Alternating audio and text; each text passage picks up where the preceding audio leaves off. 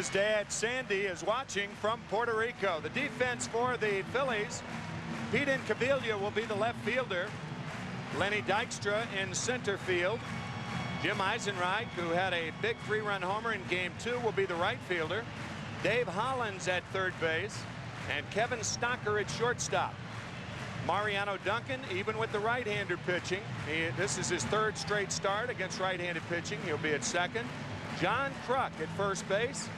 Darren Dalton behind the plate, and Danny Jackson, one of his big wins in postseason play, and he has had several. He's 4-2 in postseason play, and Game 4 of the National League Championship Series, I think, was the turning point in that series. That evened the series at 2-2, and the Phillies won the last 2 games played against the Atlanta Braves. Even the series and turned the momentum back in favor of Philadelphia as they went on to beat Atlanta in 6.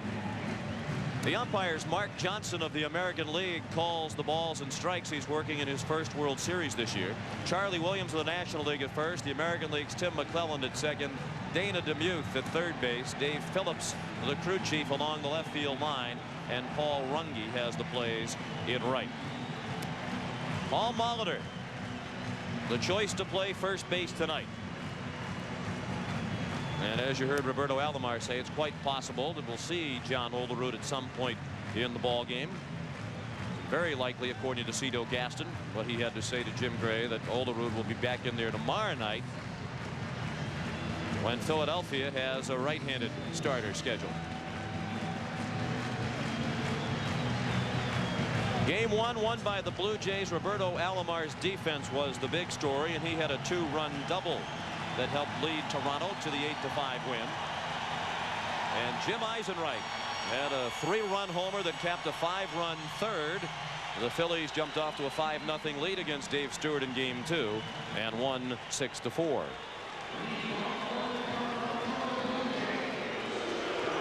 The first pitch was scheduled for 8:12. At the moment it's 9:24, so the rain delay. An hour and 12 minutes. And Rickey Henderson is ready to get this one started. He hopes to get himself started. He's had a quiet first 2 games of the series. Jackson's first pitch of Game 3, a called strike.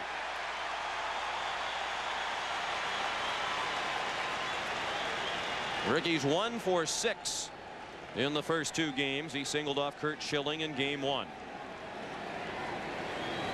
He has walked leading off the first inning in each of the 2 ball games. That was the bottom of the first up in Toronto. And despite the rain, you look around, you can't find an empty seat at the vet. A crowd of 62,000 expected. And right across the street at the Spectrum, they have a crowd of 14,000 in the building to watch a Madonna concert. So they expect a mammoth traffic jam. Perhaps the rain will help in that regard. The game will end a little bit later and give the concert goers a chance to get home. The 0-2 is outside. Lenny Dykstra batting .375. He's been on base 6 times and has scored 3 runs. Rickey Henderson, a .167 average. He's been on base 3 times and he scored 1 run. And they have been exchanging barbs back and forth through the media. Henderson, in the opinion of many, the greatest leadoff hitter of all time. But Lenny Dykstra wanted to point out that this year he was the best leadoff hitter in baseball. They've had different variations of that conversation running all week. Base hit. So Henderson has his 2nd hit of the World Series, an opposite field single on a 2-2 pitch.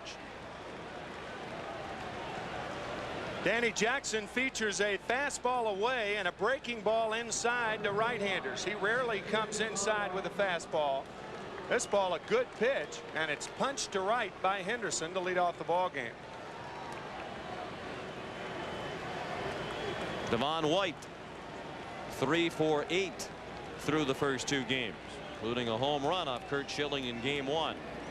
Henderson 0 for 1 in stolen base attempts in the World Series. Good sinking movement on the pitch from Jackson. 1 strike on White.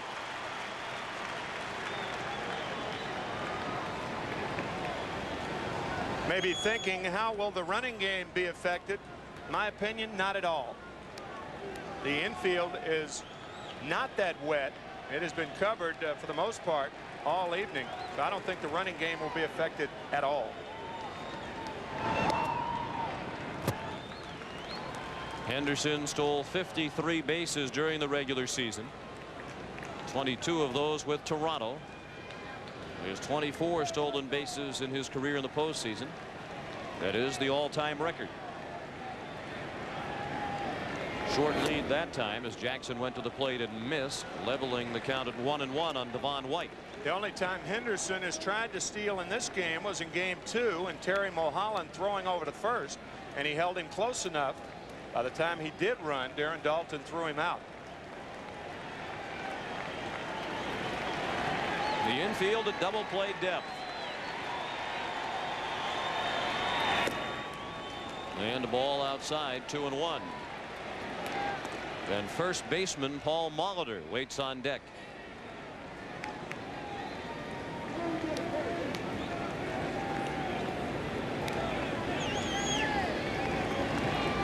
There were 2 Toronto newspapers yesterday that pleaded with Cito Gaston to put Rickey Henderson on the bench and play somebody else in left field due to his ineffectiveness not only in the first 2 games in this World Series, but he hit 120 in the league championship series against Chicago, and in the regular season after joining Toronto hit just 215. So he has not been very productive since joining the Blue Jays.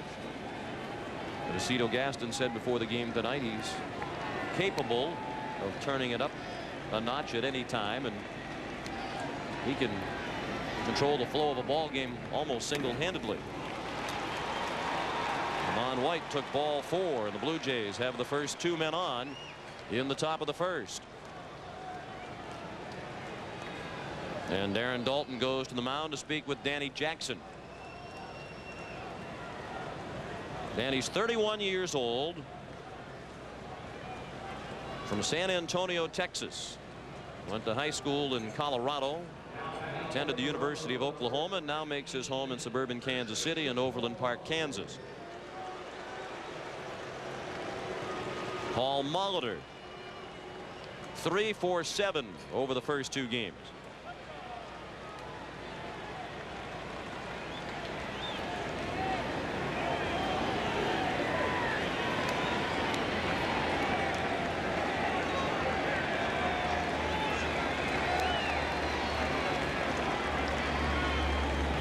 Jackson to the plate with ball 1 low and in on Molitor.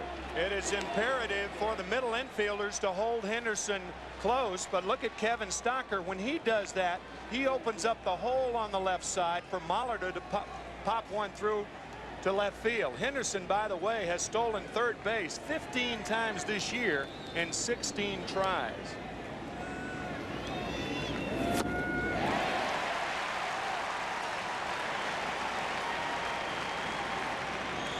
For the most part, Paul Molitor has been a DH the last 2 years. Well, he has played in the field during his career. Most of his action has been at third base. Most recently 2 games in 1990 at third, 23 games at first base this year. Shoulder troubles have contributed to his being almost exclusively a DH in recent years, and that undoubtedly played a part in the decision to keep Paul away from third base. He joked when the idea was first raised about the need for the pitchers to cut off his throws from third across the diamond and relay them onto the first baseman. But he was having difficulty with his shoulder when he was taking ground balls at third base, preparing for the possibility of playing that position in the World Series. Sinking fast in right center and in for a hit, and on the wet turf it scoots past Eisenreich to the wall. Henderson is in, Devon White is in, and Molitor has a triple.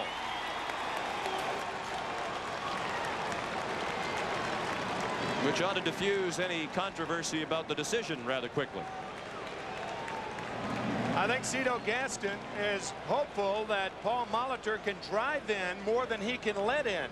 And so far on that side of the ledger, it's 2-0. Not only the Blue Jays, but the move to put Molitor in the ball game. Watch how that ball just scoots right by Jim Eisenreich. And Molitor with the triple. He had 5 during the regular season.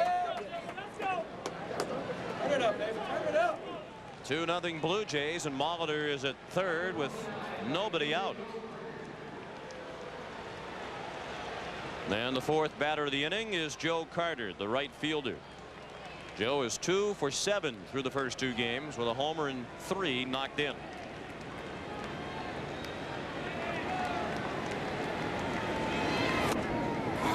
Strike 1. The infield is back for Philadelphia.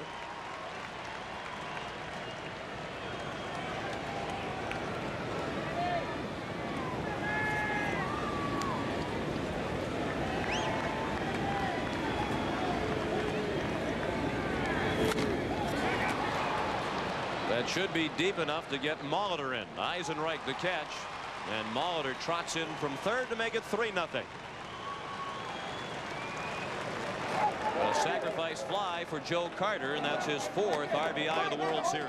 I think another thing that factored into Cito Gaston's reasoning of starting Molitor tonight against the left-hander was that Molitor, a .363 hitter against left-handed pitching this year, that was second in the major leagues to Rich Amaral of the Seattle Mariners. Now Roberto Alomar, who looked at ball 1. He's batting 5th tonight. He's been in a different position in the starting lineup in all 3 games. 3rd, 6th, and now 5th. He had a smash down to 3rd, but right at Dave Hollins for the 2nd out of the inning. That's why they call 3rd the reaction position.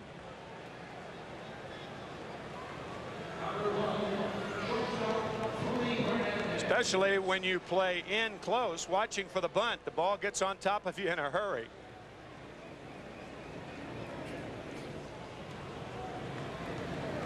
Now Tony Fernandez, 2 for 6 in his first World Series.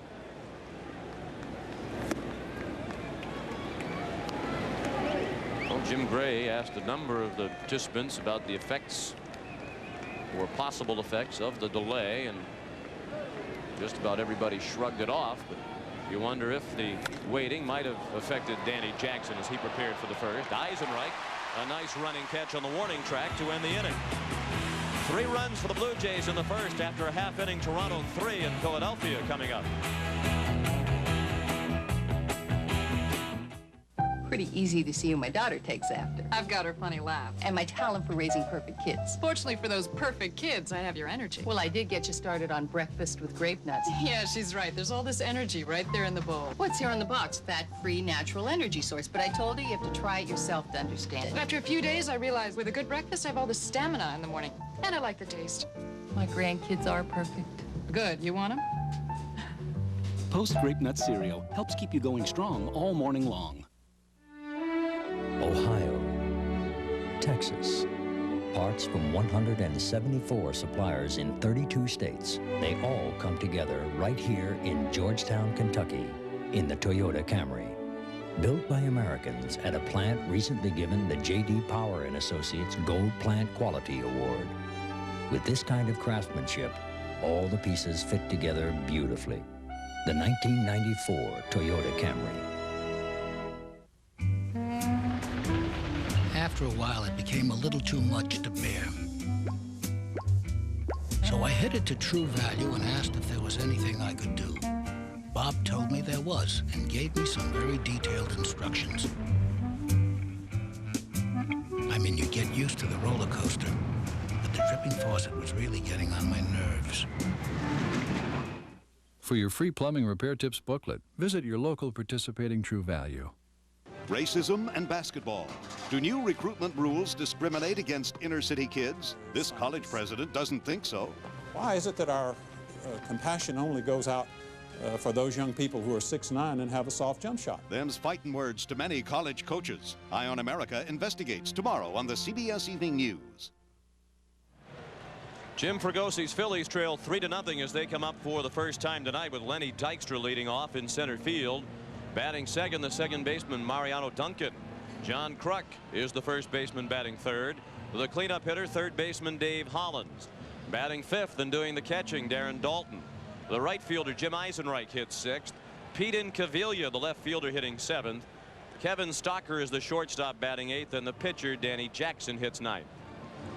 The defense for Toronto, Ricky Henderson playing at left field, Devon White the center fielder, and Joe Carter in right.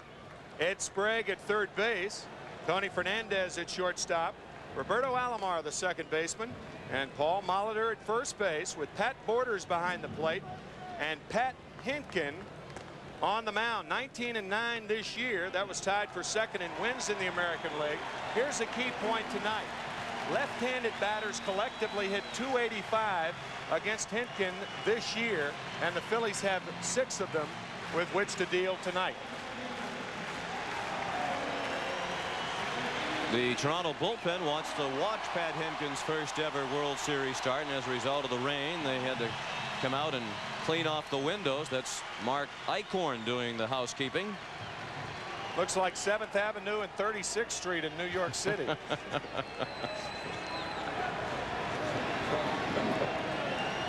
Lenny Dykstra leads off. 3-0 Toronto as Philadelphia bats in the first. Hinkin's first pitch high for ball 1. Paul Molitor at first base.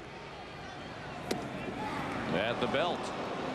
Hinkin features a high fastball generally, a curveball and a changeup. And pitching coach Galen Cisco says he needs to get the changeup and the curveball over. He missed with the breaking ball. 2 balls and a strike on Dykstra. Pat Hinkin, just 24 years old, from Fraser, Michigan. Those are the numbers about which Tim was speaking. Left-handed batters. .285 against Hinkin this year. Big rip by Dykstra, 2-2.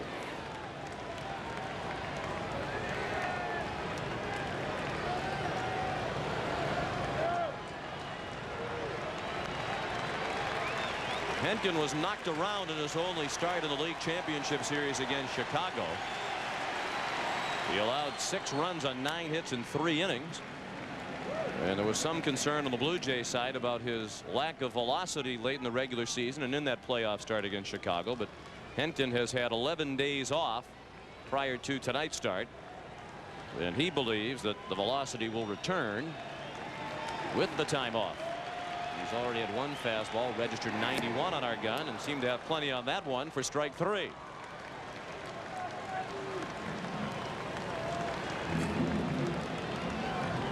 Not often you get Lenny Dykstra leading off a ball game up and away, and Hinkin blew that ball by him.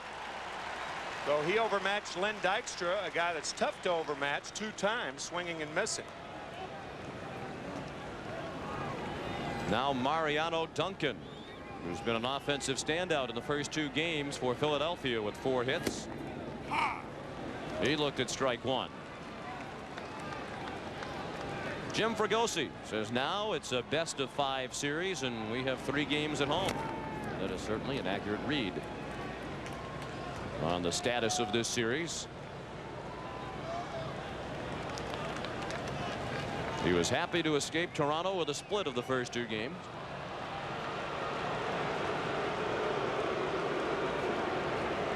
Duncan quickly in the hole, 0-2. And he laid off the breaking ball outside.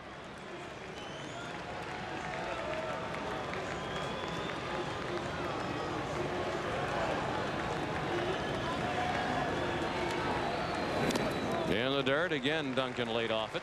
And he asked Mark Johnson to take a look at the ball. Hinkin started the year as the number 5 starter out of spring training, and as a result he didn't pitch very much in the first month of the season with all the off days built in. Saw his first action of the season out of the bullpen. Pitched twice in relief before moving into the starting rotation. And what a pleasant surprise he was for Toronto, winning 19 games. He told his father, Pat Sr., leaving spring training, that he'd be happy with a .500 record and an ERA of below 4 in his first full major league season, because that is generally considered a pretty good year by a 5th starter. He did much better than that.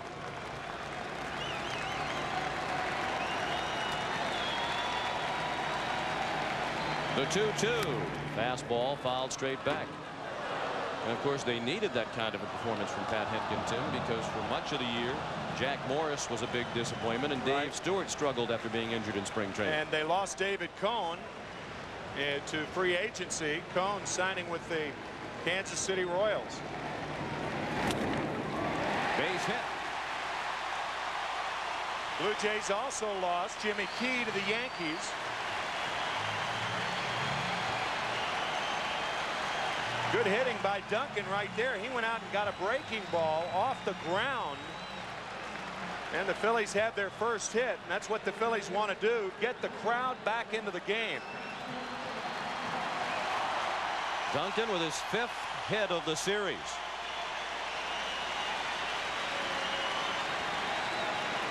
Which ties him for the series high with the man at the plate, John Kruk. He went 5 for 9 in the 2 games at Sky Dome. Base hit past Molitor. Duncan on his way to third. Carter overran the ball, and Kruk moves into second. Second and third with 1 out for Philadelphia.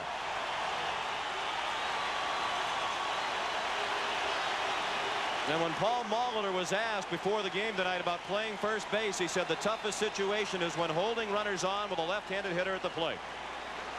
You could see he was set. Would John Olerud have gotten to this ball? Possibly, because he's a left-handed thrower. The glove would be on the right hand. But Molitor has to dive for the ball. And again, we go back to that. Will Paul Molitor drive in more runs than he'll let in tonight? Now, I want to add that that was a very difficult play, and even a left-handed throwing first baseman would have had a tough time with that ball.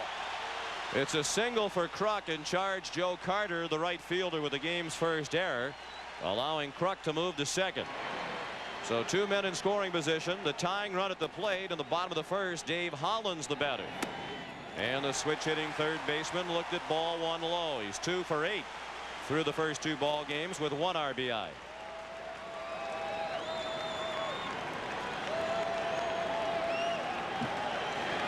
The Blue Jays lead 3-0. Foul tipped into the mid of Borders. A ball and a strike on Hollins.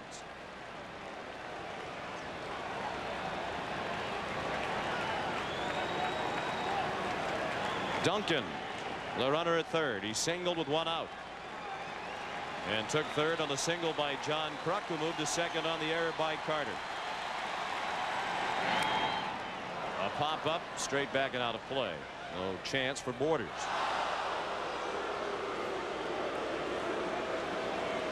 Henkin, a slow starter over the course of the regular season. His ERA in the first 3 innings over 5 and under 3 thereafter. That's unusual, because usually the first time a pitcher faces a batting order, he should have the edge.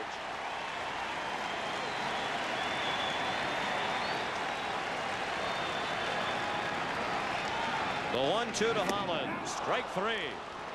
He tied him up with the high inside fastball for the second out of the inning. Both have come via the strikeout. See, often it is not necessarily the pitch, it's how you got there, and he got there with breaking balls and now blows the fastball by Hollins up and in. That's where the Blue Jays want to finish Hollins off. Doesn't mean that they have to stay there all the time, but that's where they want to finish him off. A good pitch by Henkin. Now Darren Dalton, 2 for 9 in the series.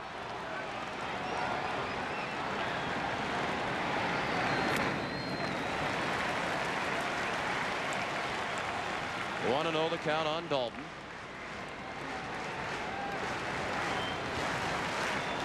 Three 0 Blue Jays in the bottom of the first. The Phillies threatening with runners at second and third and 2 outs. Strike 1-1. Jim Eisenreich hoping for a chance to bat here in the first inning.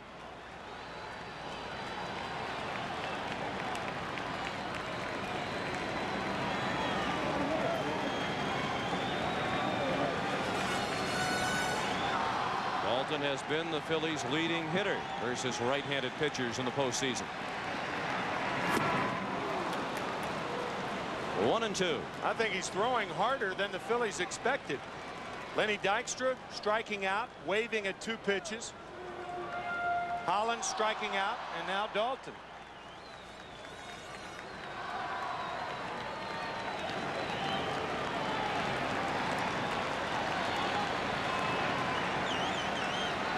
The 1-2. Breaking ball low and in.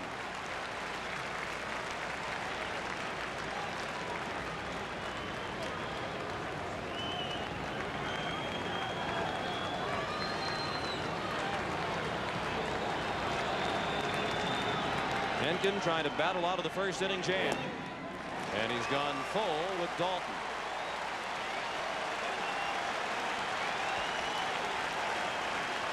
We drove in 105 runs during the regular season.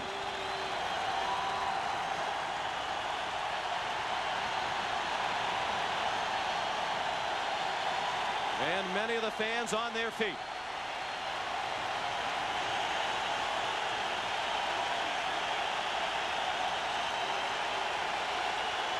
The payoff pitch. He struck him out with the high fastball. 3 strikeouts in the first for Henkin.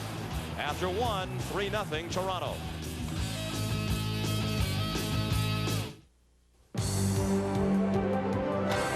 Toyota proudly presents All-Around Champions. When Derek May steps up to the plate, he usually delivers the big hit. When he's playing ball with physically challenged youngsters, he becomes the biggest hit of all. Although he's been in the majors only a few years, the love Derek shows these kids has made him a veteran when it comes to giving a helping hand. Toyota is pleased to salute all-around champion Derek May by contributing $1,000 to United Cerebral Palsy of Greater Chicago. It's been a benchmark of quality in America for over 25 years, but it isn't reserved for the privileged few. It has air conditioning, power windows and door locks, AM/FM cassette with 4 speakers, and much more. But it isn't an expensive luxury car. It's the Toyota Corolla Silver Anniversary Extra Value Package with savings of up to $700. The Toyota Corolla. You can't buy a more impressive car for less. Day 3, fresh flowers. You can't help but notice all the fresh flowers aboard this Royal Caribbean ship. Someone's always scrubbing or polishing something. Our waiter Emilio told us the sheets are washed in soft water in case you've been out in the sun too long. Our ship sailed south. I head north, upstairs to the health spa. You've got some Royal Caribbean coming. Hold on. I don't know. Just overnight the package. Yeah, sure. Overnight it. Might as well overnight it. Overnight this. Overnight that. Overnight. Overnight it. Overnight. Sometimes overnight is overkill. So kick the habit with Priority Mail from the Postal Service. It's not overnight, but it's fast delivery, special handling, and 2 pounds is only $2.90. Morning. Thanks. When overnight is overdoing it, remember, we deliver for you. Call and we'll start today. October 27th. Head south with Glenn Fry and Aries Spears. Get a kiss, baby. South of Sunset. Paul Molitor is in the lineup tonight. John Olerud is not. Pat O'Brien spoke with the 2 of them. Yeah, you know, it's been a while since I've been out in the field. It's been over a month, so it'll be a little strange being back out there with the leather, but hopefully I won't bring the ejecto glove with me and I can hold on to the ball over there.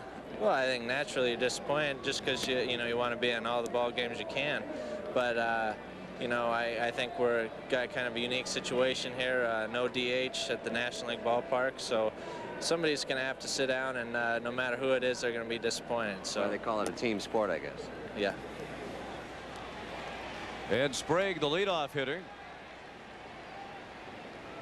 1 for 8 in the first 2 games, and of course there was much speculation leading up to tonight's game that Sprague would take a seat and Molitor would play third. Out of play, 2 balls and 1 strike. The Blue Jays batting in the second with a 3-0 lead. They have Sprague, Borders, and Henkin. The bottom third of the order coming up against Danny Jackson, who allowed the first 3 Blue Jays to reach in the first inning. All 3 of them scored. Then he retired 3 in a row. We mentioned earlier Jackson's postseason success. It's his 3rd World Series team. with which he has started. Bounce to short to Kevin Stocker. 1 out. Jackson started with the 85 Royals and the 90 Reds, and now this year for the Phillies, only 2 other pitchers have started World Series games with 3 different teams. Bullet Joe Bush did it. Gotta like that, Bullet Joe Bush. That means he threw hard. Jack Morris did it most recently for the Blue Jays last year.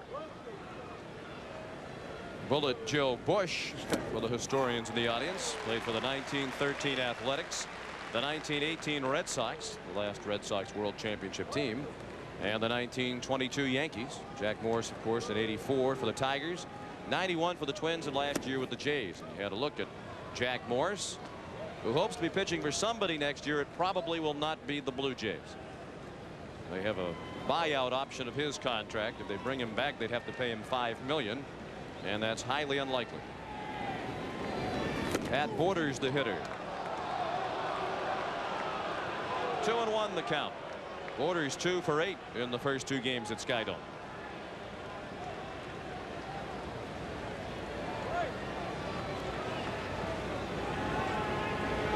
And there's speculation Borders won't be back, that he might be traded to make room for the highly touted catching prospect Carlos Delgado, who drove in 100 runs at AA Knoxville this year. Some of the members of the Toronto media were questioning the timing of Pat Gillick's statement a couple of days ago. He's the Toronto GM. On the ground to second. Duncan throws him out. Pat said probably 25% of the roster would not be back next year. And the timing of that statement was questioned. Why would he bring that up, as the members of this year's team are heading into the World Series? We talked about it briefly on Sunday night. As far as Borders is concerned, I think the Blue Jays have to maintain a catcher with experience for the pitchers of the Blue Jays. Delgado, I think everybody agrees, he's ready to hit in the big leagues, but not ready to catch in the major leagues. First major league at bat for Pat Henkin. As we mentioned earlier, he has hit 3 times in spring training without getting a hit. First time that he has batted in a game that really mattered for Pat since 1986, when he was at high school in Fraser, Michigan. And he was also a shortstop back then. Hit .399 as a high school player, and hits a little lob that will be handled by Duncan. 1, 2, 3 go the Jays in the second. After an inning and a half, 3-0 Toronto.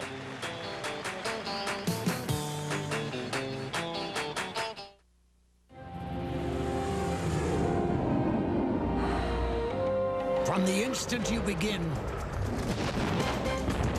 until you're over the top, there are no words to describe it. But if you're lucky enough to try it, then you'll know what the others know. The Toyota 4x4. It's the closest thing to owning the mountain. Toyota trucks, you just gotta love them. There are so many people trying to figure so many ways to rip you off now that it's very hard by yourself to counter all these things. Citibank called one night at 7 o'clock. Apparently someone had bought 9 tickets to Vegas, gambled, and invited 9 of their best friends. That's why, you know, having somebody watch your back is good. Citibank realized that I'd not made those charges, and it got taken care of. It just makes you feel like you have an ally out there. Just a few of the many people who rely on the security of not just Visa, Citibank Visa. What are you thinking about out here? I don't know. I just don't think this perm looks natural. Perm? You think you've got problems? Take a look at these split ends. Men don't really talk about their hair. They just want it clean. Prel cleans gently without a lot of fancy ingredients. So till guys want more than nice, clean hair. That's it. I'm bringing in Fisher. He's got those nice highlights. There's Prel. We're just talking clean. You're unbelievable.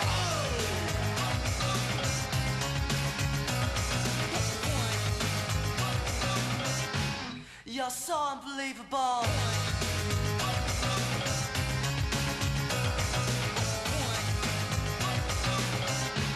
You're unbelievable.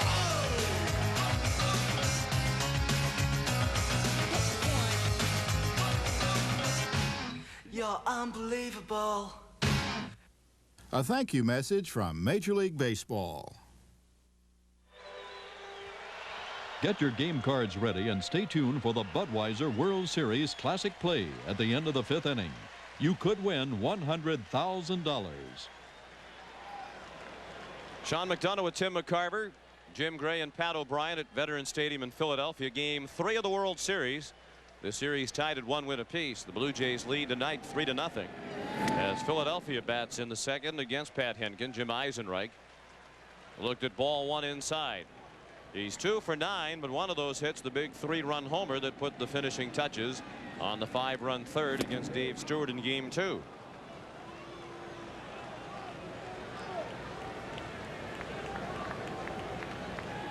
Henkin worked out of a jam in the first inning. When the Phillies got runners at second and third with 1 out, he struck out Hollins and Dalton to end the inning. Fernandez gets Eisenreich by a running step.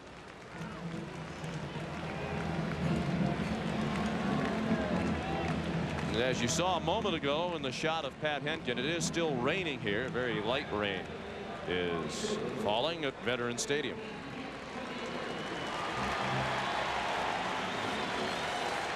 Pete Incaviglia in there tonight against the right-handed starter. Getting his second start in the series. He started game 2 against Dave Stewart. Bill Thompson struggled down the stretch and in the postseason with the bat. So Incaviglia gets the call against right-handed pitching.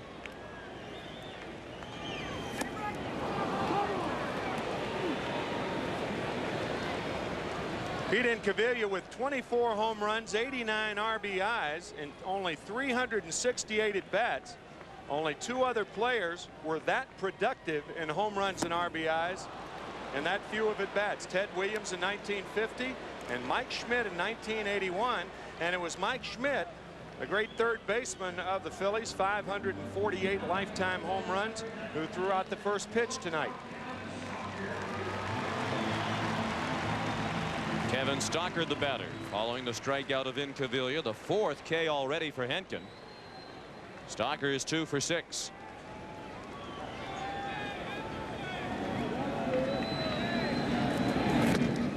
He turned the bunt and had to go spinning out of the way as Henkin missed inside with a fastball. Normally you wouldn't bunt with 2 out and nobody on, but in this case, if Stocker can get on, it clears the pitcher, and Dykstra can lead off the 3rd inning. Bounced foul. Tim mentioned that Mike Schmidt threw out the first pitch. And there's a look back at that moment. Philadelphia native Darrell Hall sang the American national anthem, and Dan Hill the Canadian national anthem. Mike Schmidt, 3-time MVP in the National League, 548 career homers, and one of 4 numbers retired by the Philadelphia Phillies. Robin Roberts, Rich Ashburn, and Steve Carlton the others. Henkin's 1-1 to Stocker is low and in. Wait a minute, you said Dan Hill and Darrell Hall singing the national anthems, and this was supposed to be a night when no DH was used. Dan Hill, Darrell Hall. There he is right there. There is a DH in the stadium. One of 2 DHs used tonight. Alomar throws him out. Henkin has a 1-2-3 inning. After 2, 3-0 Toronto.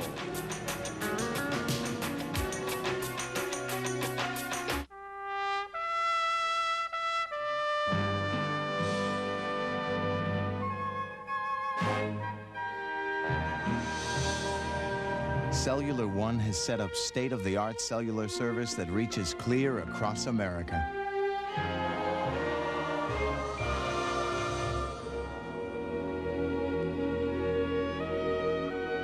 Beautiful, isn't it?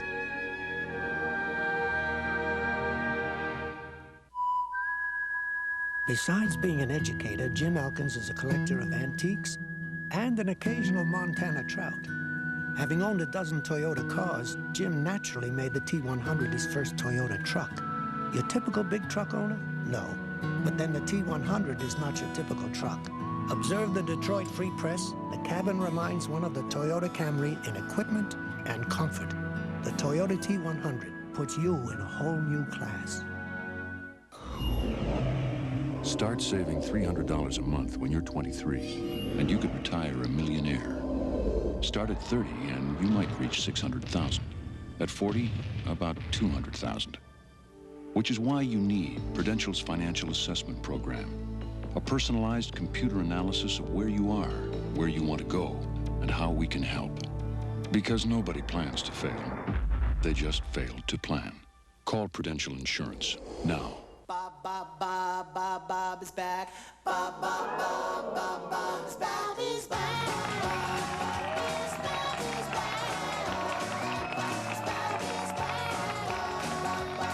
The Bobby loves on Friday night with Jerry Burns and Betty White. Bob is back on CBS. CBS Sports coverage of Game 3 of the 1993 World Series is brought to you by Lexus Luxury Automobiles. The American Express card, don't leave home without it.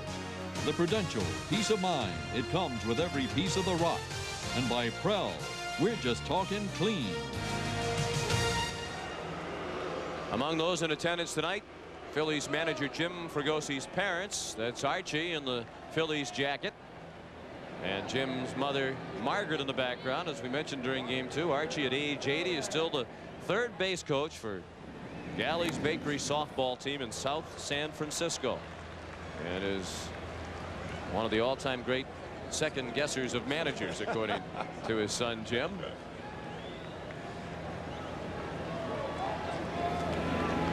For many years, Archie Fragosi was a volunteer firefighter in South San Francisco, and Jim Fragosi said when he was a young boy, the horns would go off signaling a fire. He'd race to the car and hide in the back seat so that he could go along to the fires with his dad, who worked at a delicatessen in South San Francisco. These days, Jim Fragosi's living in a hotel right across the street from Veterans Stadium. He lived in a hotel the entire year. That hotel now owned in part by Ron Jaworski, the former Eagle quarterback. Ricky Henderson, the batter, 2-1 in the count, and now 2-2. Ricky singled leading off the ball game and scored the first of the 3 Toronto runs in the first inning. The Blue Jays batting in the third, the top of the order against Danny Jackson, and it's 3-0 Toronto. Anderson, White, and Molitor coming up.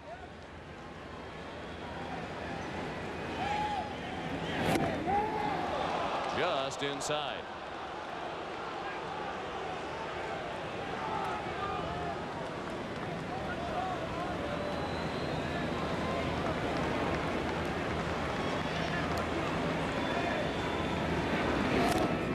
And on the hands and pulled foul.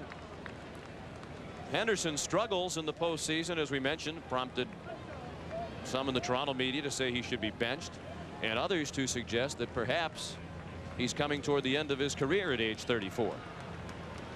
I think that's premature in Henderson's case. I mean, he had a terrific first half of the year for the Athletics.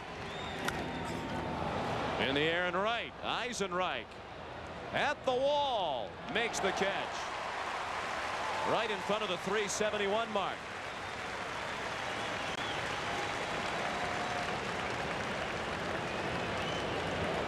Henderson maintains that his struggles are a product of his injury, particularly the one to his right hand. His left hand has also been bothering him. He says it's tough to generate much power or bat speed with his hand as sore as it is as the result of being hit by a pitch back in late August. Devon White looked at strike one. He walked and scored on the Molitor triple in the first.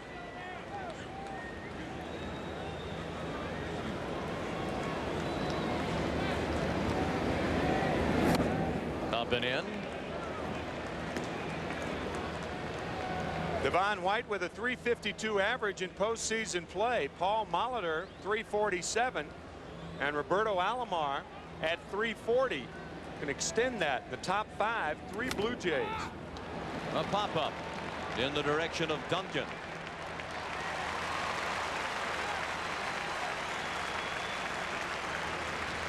John Olerud cast in the unfamiliar role as spectator tonight.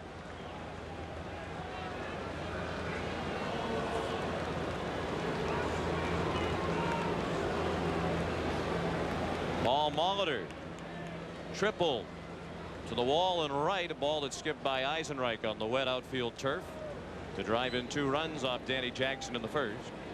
Molitor scored the 3rd run, and Jackson has retired 8 in a row since the triple by Molitor. That's well hit to left. Incaviglia watches it go. Home run, Paul Molitor. So playing first base agrees with Molitor. A 2-run triple in the first and a line solo home run here in the 3rd.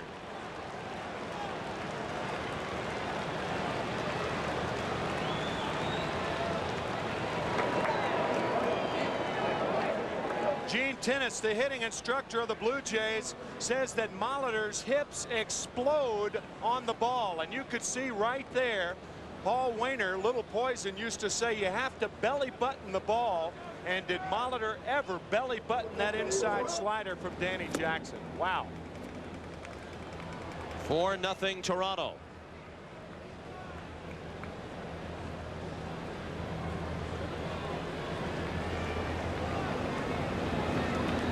That's just the 2nd postseason home run allowed by Danny Jackson. The other one was hit by Jose Canseco in Game 2 of the 1990 World Series. The 1-1 to Carter. Bounced past Jackson and through the middle, a base hit.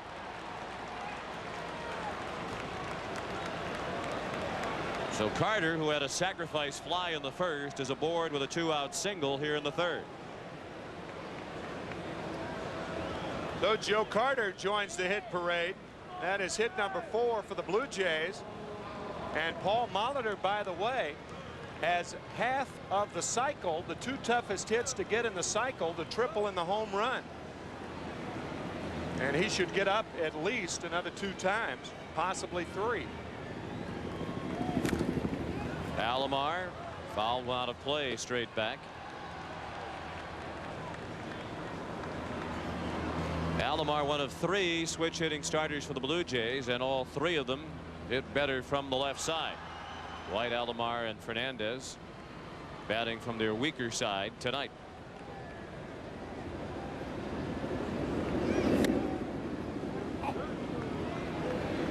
One and one on Roberto, who wished his dad a happy birthday in his chat with Jim Gray. Roberto said he didn't want his parents to attend the World Series games because it makes him nervous. They're watching from Puerto Rico. Roberto got off to a slow start, however, in the league championship series. Started out 0 for 8. So he put out the call for his parents, paid to fly them from Puerto Rico to Chicago. Wound up going 6 for 11.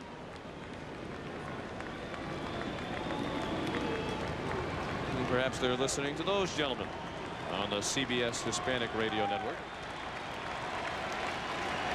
Carter runs, and Alomar sent one back to the screen again. Still 1-2 on Roberto.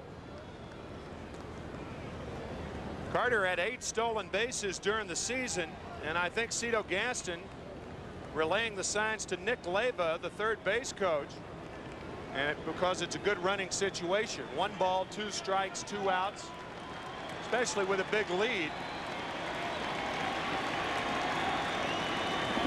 Carter runs again. Alomar fouled one off the foot of Dalton. The reason that 0-2 and 1-2 counts are good to run on, especially with 2 outs and you have a lead, is that a pitcher has a tendency to waste a pitch in a situation like that, to throw the slider down and in, and the catcher often has to throw from a short hop. Very difficult to handle. And Jackson throws over this time.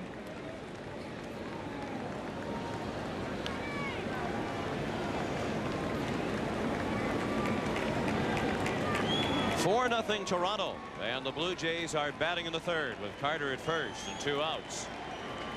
They scored a run in the inning on the home run by Molitor. Carter was not running on that 1-2 pitch, and it's 2-2 on Alomar.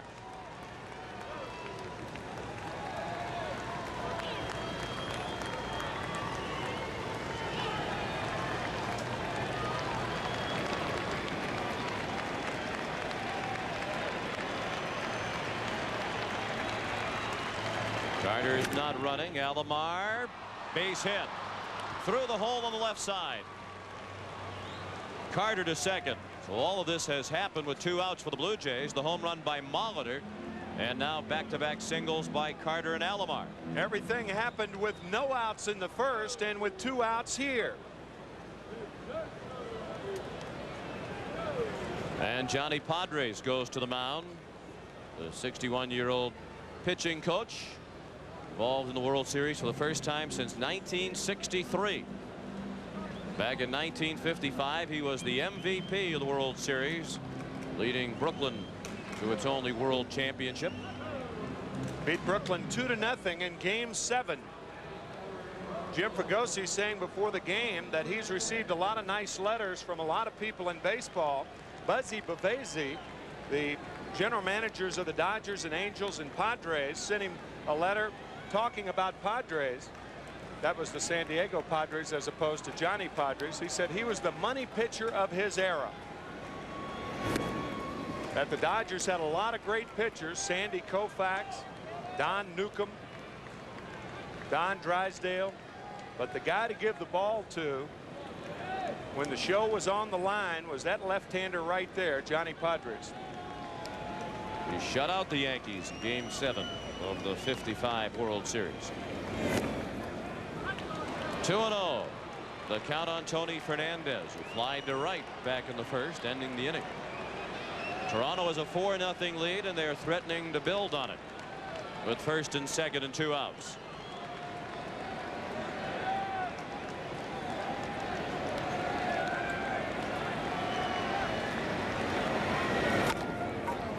Chopped slowly to the right side. A tough play. Kroc has no play.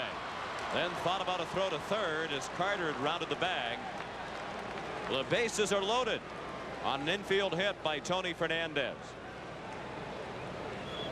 Most left-handers who put a lot on the ball fall over toward the third baseline before they can recover to cover first. And Jackson, with that leg kick of his, he's very low to the ground when he releases the ball. As a matter of fact, often the soft part of the forearm, the left forearm, will come around to hit the right shin, and for that reason he has a sponge on his right shin.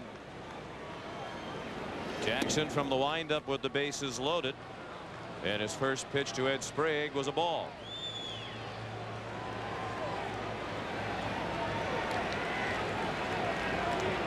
Jackson had some tingling in his fingers back in 1988, and the reason was he was hitting that left forearm on his shin, and since that time he has been wearing that sponge. Bobby Thigpen is warming up in the Philadelphia bullpen.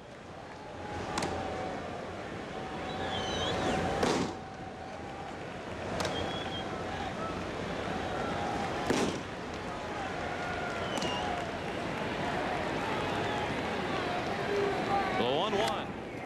Fouled straight back. Jackson has given up 4 straight hits. The home run by Molitor, the 2 outs got it started, and 3 straight singles to Carter, Alomar, and Fernandez. And Jackson is scheduled to lead off the next inning for Philadelphia.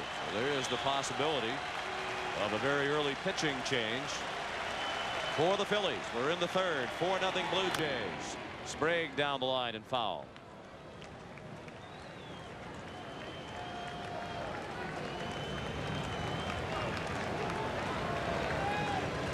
Sprague is still in search of his first hit against left-handed pitching in this postseason.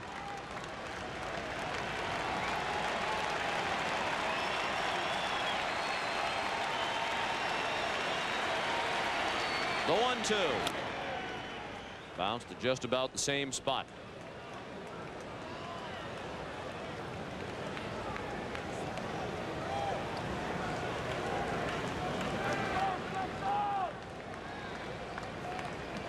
Certainly seems as though the rain delay and the early scoring by Toronto has combined to take the crowd out of the ballgame. Very close. Yeah, but when a pitcher is all over the place, you don't get a pitch like that, and as you can see, that ball clearly inside. If you're wild, an umpire is less apt to give you the close pitches. He struck him out. The Blue Jays get 1 and strand 3, and we'll return to Veterans Stadium after this message and a word from your local station. Can you be sure the food you eat is safe? We took a hidden camera inside a slaughterhouse. And you got this guy coming along with a hose, splattering up stuff off the floor. Because of our investigation, the USDA shut this plant down until their meat was safe again. The CBS Evening News with Dan Rather and Connie Chung. Team to cover your world. John Ritter and Marky Post are moving back home. I thought everyone around here was supposed to be happy. They were when I left. Maybe you should leave again. Hearts of Fire returns October 27th. This is CBS.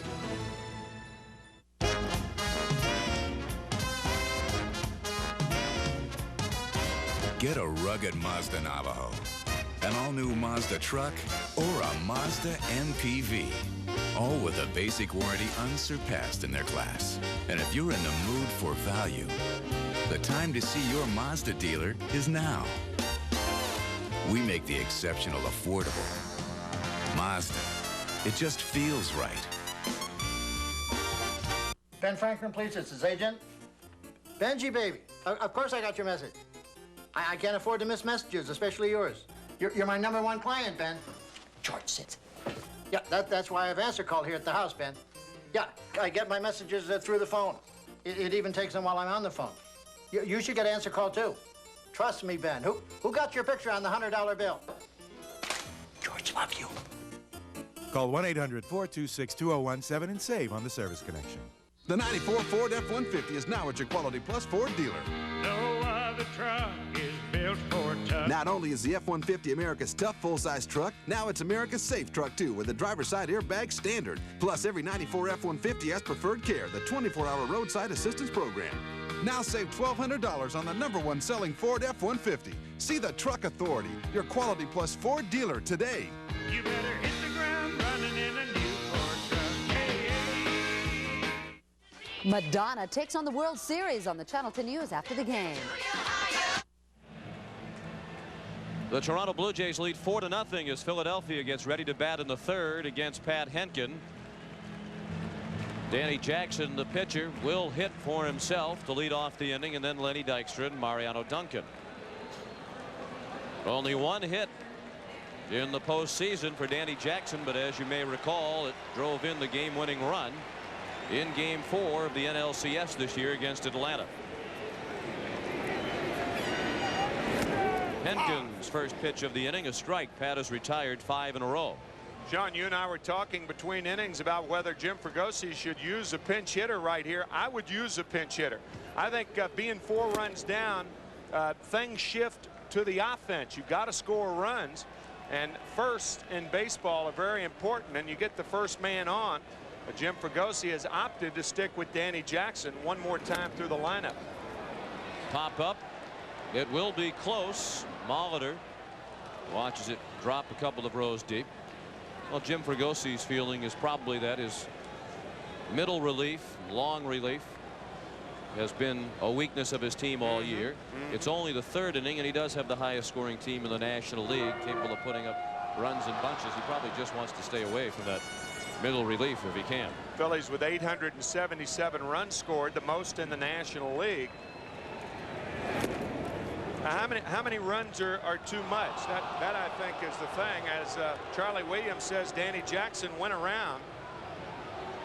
That's 5 strikeouts for Pat Henkin. And he only averaged 5 strikeouts per 9 innings during the regular season. So any worries about Henkin on the part of Blue Jay fans might be put to rest here with his strong performance through the first 3 innings. Lenny Dykstra started the Philadelphia first by striking out swinging. The ball 1 on Dykstra.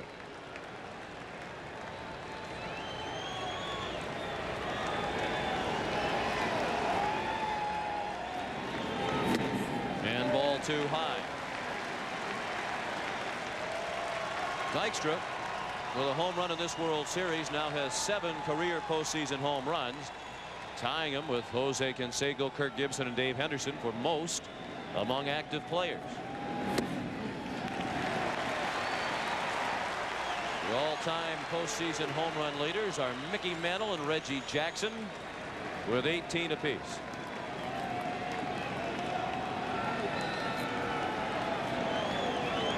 Of course, Mickey Mantle got all of his home runs in World Series play. He did not have the benefit of League Championship Series when he played. The 3-1 on the ground down to Molitor, and he handles his first chance cleanly. There's the Spectrum right across the street, the home of the Philadelphia 76ers and Flyers and the wings of the Major Indoor Lacrosse League. We mentioned earlier that Madonna is performing there tonight before a sellout crowd of about 15,000. So we have almost 80,000 people within a couple of 100 yards. And at 8:50 she took the stage, and that's about what you'd expect to see from Madonna. Coming on stage, she was saying, ain't got time to take a fast train. It's kind of the Phillies story right here. They better take a fast train. They trail 4-0. Of course, the city officials here in Philadelphia were encouraging people to take the train and the bus, any other form of public transportation here tonight to help eliminate what might be a colossal traffic jam. Duncan with a very high fly, handled by White, and the Phillies go in order again. Henkin has retired 8 in a row after 3. 4-0 Toronto.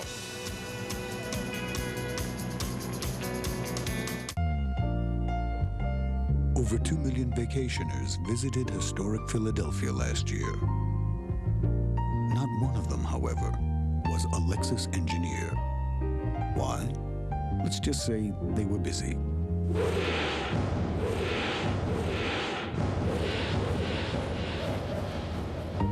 The 1994 Lexus ES, improved, revised, refined. In a word, new.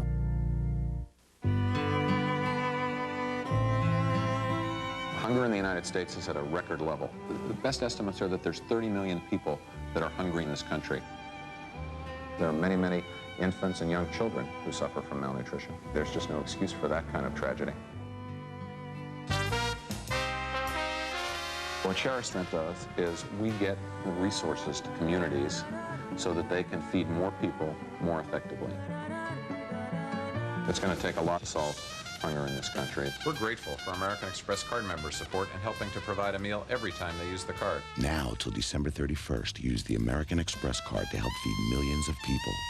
The charge against hunger is a battle that we can win. This is hydroplaning in less than an inch of water, and they're being pulled by Goodyear all-season AquaTread radials. AquaTread's deep groove design channels water away as you drive for outstanding traction. Hydroplaning, AquaTreading. Think about it.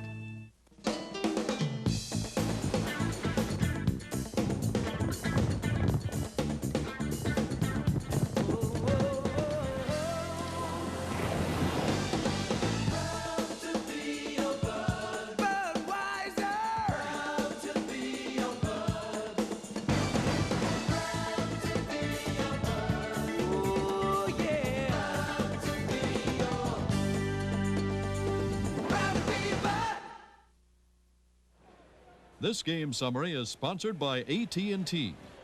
And for those of you just joining us, this ball game was delayed at the start 1 hour and 12 minutes by rain. Blue Jays wasted no time in getting on the board once we got underway with 3 in the first, highlighted by a 2-run triple by Paul Molitor. Molitor homered in the 3rd. It's 4-0 Jays as they bat in the 4th against Danny Jackson. Pat Borders bounced to second his first time up. Had Henkin on deck. And then the top of the order in Ricky Henderson. Jackson has surrendered 6 hits through 3 innings.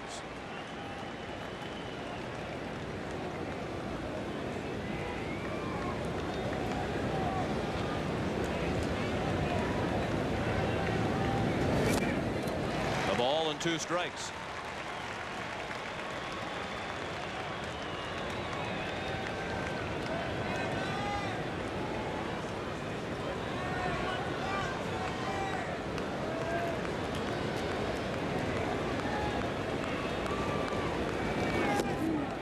Breaking ball went around the outside of the plate.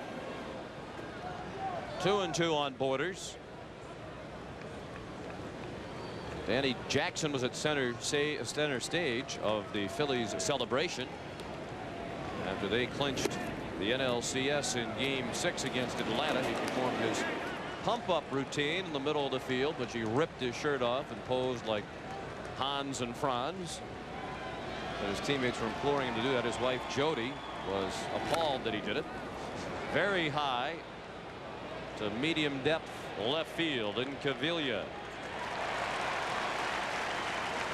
Of course, Jackson's antics designed to entertain the fans, and that is certainly the game plan of the Philly Fanatic. In honor of the Fanatic, we have given him his own camera, the Fanatic Cam, and our cameraman Kim Elston was ready for the abuse from the Fanatic tonight. Joe Carter said the reason he was looking forward to the series coming back to Philadelphia was so that he could see the Fanatic again. That would make him a fanatic, I guess. Joe seeing the Fanatic when he spent that year in San Diego. Most of Carter's years, however, have been spent in the American League.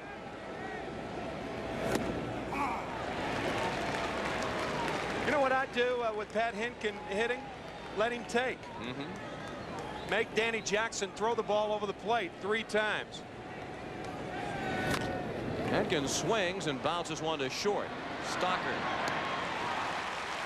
2 down. We suggested that to Cito Gaston before the game, and Cito said, not a bad idea. An 0-2 take sign. No balls, 2 strikes, flash your take. Well, obviously, Cito believes, as do many, that the American League team is at a great disadvantage in this situation. They build their team based on playing with the DH all year. And now in the World Series in the National League Park, the DH is not employed. So you have to remove somebody like Olerud, who's been a huge part of the team's success to get them to the World Series. It's almost as unfair for the National League team, however, because they've built their bench around National League style of play, and they go up there and have to use a designated hitter like Ricky Jordan. He's not used to it. He did have a couple of hits. Probably a little bit more disadvantageous for the American League club, but not much. As Jim Fregosi says, we have to play 4 games in this series under their rules, meaning the American League rules, while the Blue Jays only have to play 3 without the DH. But let's hope whoever the new commissioner is, perhaps years from now, that he or she will settle this issue once and for all. You're saying the commissioner was not going to be chosen years from now? Well, they said it would be a couple of months, and it's been more than a year, and there's no evidence to suggest that we're going to see one anytime soon. Fly ball to left. In Cavilla near the line makes the catch in fair territory. You might be right. On to the bottom of the 4th, 4-0 Blue Jays.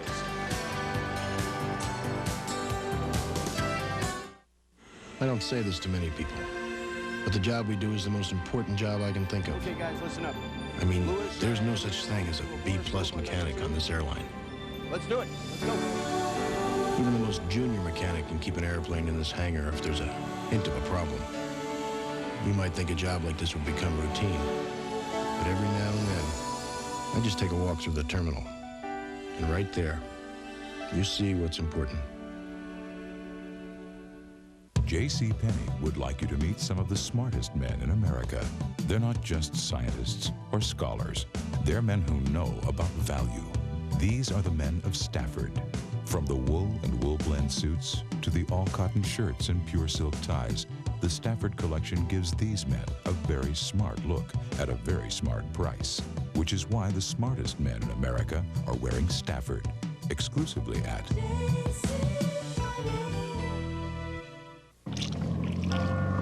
Over 1.5 million vacationers toured the canals of Venice last year.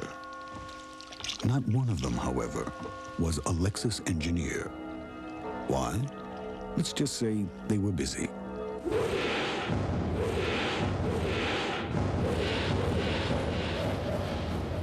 The 1994 Lexus ES, improved, revised, refined. In a word, new. Bronco Cherokees, Pathfinders, any pickup or 4x4, on-road or off. Introducing the tough new LTX Light Truck Series from Michelin. Love this place!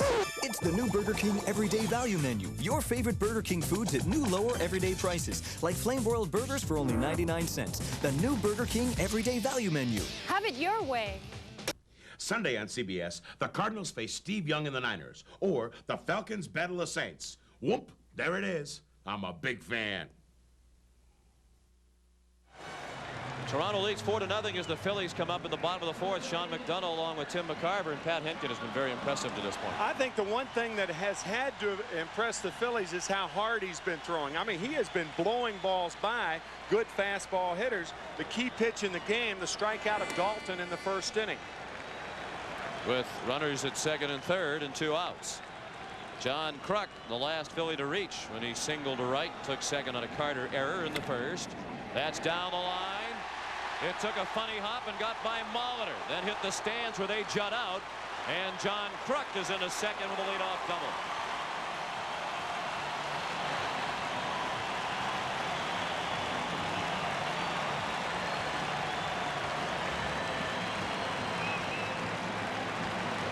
Kruk testing Molitor, but watch how the ball comes up on Molitor. It wasn't as bad a hop from the replay as it was with the naked eye, but right there, the hop coming up, Molitor sliding over, it went over his glove, and Kruk leads off the fourth with a double for the Phillies. His 7th hit of the World Series. He is 2 of the 3 Philadelphia hits tonight. Dave Holland struck out with runners at second and third and 1 out in the first inning. 1 of 5 strikeouts for Henkin. Holland swung through the fastball for strike 1. Interesting to note that if a hitter stands far away from the plate, he likes the ball away from him. Look how far Dave Holland stands away from the plate. Pitchers try to pitch him inside, however.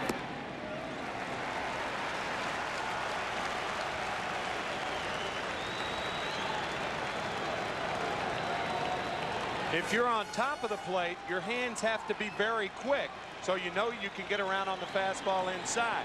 If you're away from the plate, you'll like the ball away.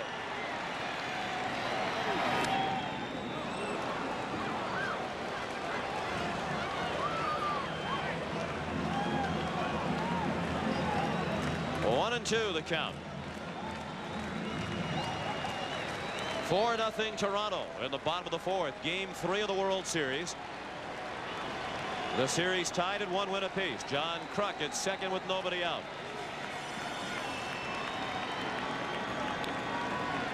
Pat Henkin, who had a couple of chances to win his 20th in the late season, but failed to get it done. Is 1-2, breaking ball that just missed, a little bit low and in. Holland's a much better hitter right-handed. Hit .330 from the right, only .237 from the left this year.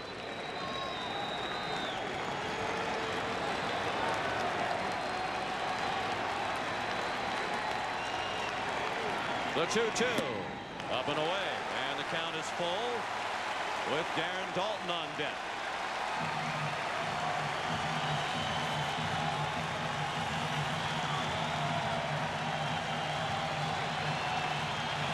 And here come the fans back into the ball game.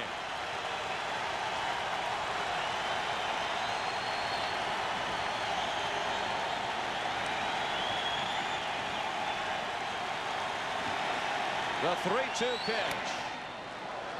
Foul just below us. Fans here in Philadelphia can certainly have an effect on the game. Just ask Bert Hooton. Back in Game 3, October 7th, 1977, Bert Hooton said that the fans in Philadelphia were the reason that he was so wild and had to be lifted. The Dodgers end up winning the game, but it was the fans that knocked Hooton out that night. Ball 4.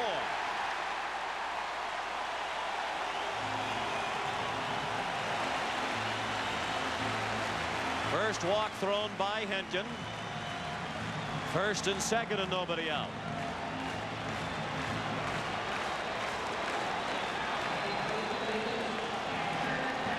Kruk, the runner at second. Hollins at first. And the batter is Darren Daulton, who struck out with runners at second and third, ending the first.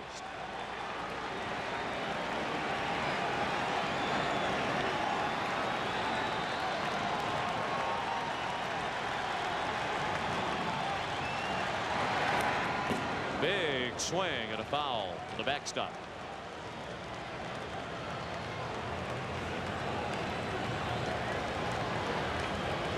When Darren Daulton first put on the Phillies jersey,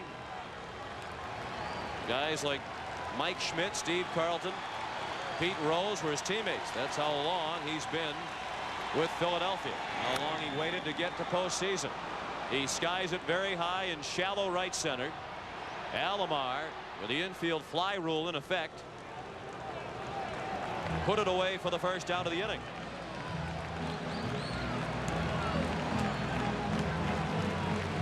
The Blue Jays were off and running with 3 runs in the first. Paul Molitor's triple drove in the first 2, and he scored on a sacrifice fly by Paul Molitor, or by Joe Carter rather. Then Molitor again, a home run with 2 outs and the bases empty in the third, his 3rd RBI. Molitor has scored twice tonight. And Cito Gaston out to give Henkin a little bit of a pep talk. And there is action in the Philadelphia bullpen. Ben Rivera is warming up. It's a very unusual trip to the mound when you think about it. I mean, Hollins walks on a 3-2 pitch. You would think that Gaston would be more likely to go out to the mound after that than after an out. Nothing apparently is bothering Henkin. He doesn't appear to be injured or anything. But I agree with you, Sean. I think it was a pep talk, but why after an out? Eisenreich, the batter. Ball 1 outside. Eisenreich bounced to short his first time up.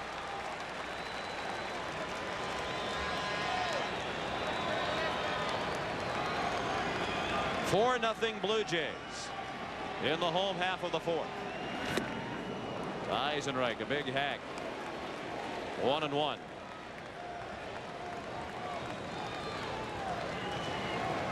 John Kruk started the inning with a double. Then Hollins walked, but Henkin got Daulton for the 2nd time tonight in a big spot, this time on a pop-up to second.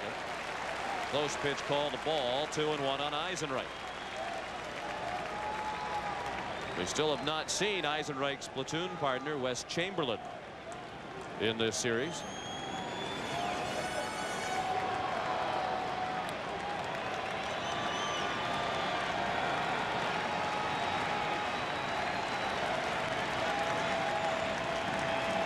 The 2-1. Well hit to left. Henderson on the run makes the catch. And the runners return. Kruk to second. And Hollins to first. Eisenreich hit it well to the opposite field, but Henderson didn't have far to run to get it.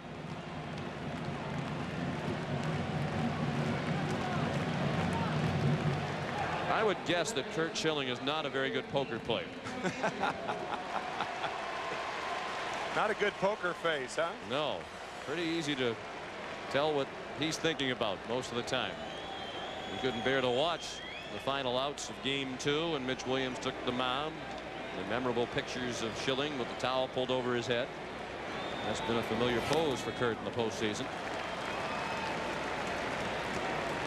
Pete Incaviglia, the batter. He looked at ball 1. Phillies squandered one opportunity in the first inning to get at least one. They had runners on at second and third and one out and failed to score. And in this inning, first and second, nobody out. They need to score at least one run here. Make this a profitable half inning. And Incaviglia did not have a good at bat against Henkin his first time up. He struck out swinging.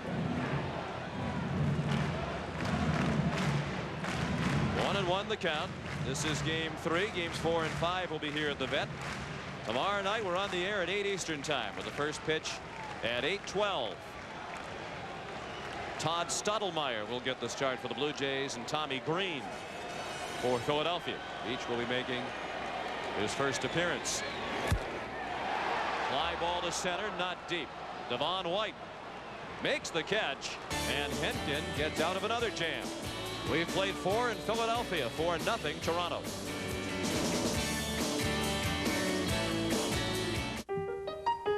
They say Mozart composed from midnight to 7 a.m. Hemingway was at his best before noon. Edison, inspired by the dark. At Compaq, we understand that ideas aren't governed by a clock. That's why we're standing by 24 hours a day, 7 days a week to answer your computing questions. Galileo, definitely a night person. The 24-hour helpline from Compaq. This is the perfect time to try my new Polaroid Captiva. Smile! Hey, where's the picture? There's no picture? Did you see the picture come out? How can that be a Polaroid camera if there's no picture? It doesn't look like a Polaroid camera. It's not a Polaroid camera. Introducing the new Polaroid Captiva. It's sleek, it's stylish. Its pocket-sized pictures stay in a special compartment till you take them out, so you're free to shoot and shoot. Maybe if you shake it. Yeah, shake the camera. The new Polaroid Captiva. The pictures stay in till you take them out. My dandruff's really bad. The itch drives me crazy. I'll try anything. The Denorex side feels different. It has a clean, tingling feeling. Nothing with Head & Shoulders. Both Denorex and Head & Shoulders have effective dandruff medicine, but Denorex goes a step further with something extra that tingles to give your scalp a fresh, invigorating feeling. That tingle is why I started using Denorex. Try Denorex with conditioners, the serious dandruff shampoo. No more flakes, no more itch. My dandruff's history.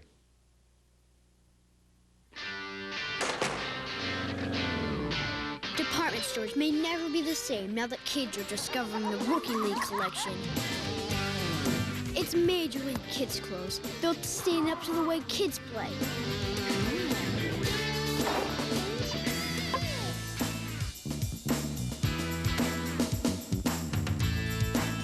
The Rookie League collection, now playing at a department store near you. A message from Major League Baseball. A look back at 1969, Game 3. The fastball hit high and deep to center field. Agee was pulled around the right, goes over with his feet, and watches it. He's got it! Tommy Agee with a terrific catch and a ball hit by Elrod Hendricks. Runners at first and third and 2 outs. 4th inning. The Mets leading at the time 3-0. They went on to win the game 5-0 and upset the Orioles 4-1. The amazing Mets. Tommy Agee, the hardest slider that I ever ran into. Twice he slid so hard he stuck in my shin guards. Twice, 2 different occasions. Now, how do you extract somebody from one's shin guards? Very difficult, believe me. Very carefully. Devon White out on the bouncing ball to third. Here's Paul Molitor talking about his trigger mechanism. And you know, you make adjustments as you get older, and for me, the less movement, the longer I can see the ball, the more selective I can be. It helps me to use the whole field also. I do have a slight trigger. You'll see that my hands get the bat moved a little bit backwards before I come forward, but generally the stride will be short and the hands will be pretty quiet, and for me, that when I can do that and stay in that framework, that's when I'm the most successful. And Molitor is at the plate. That style has been very successful for him again tonight. He had a 2-run triple in the first and scored. He had a solo home run to left in the third.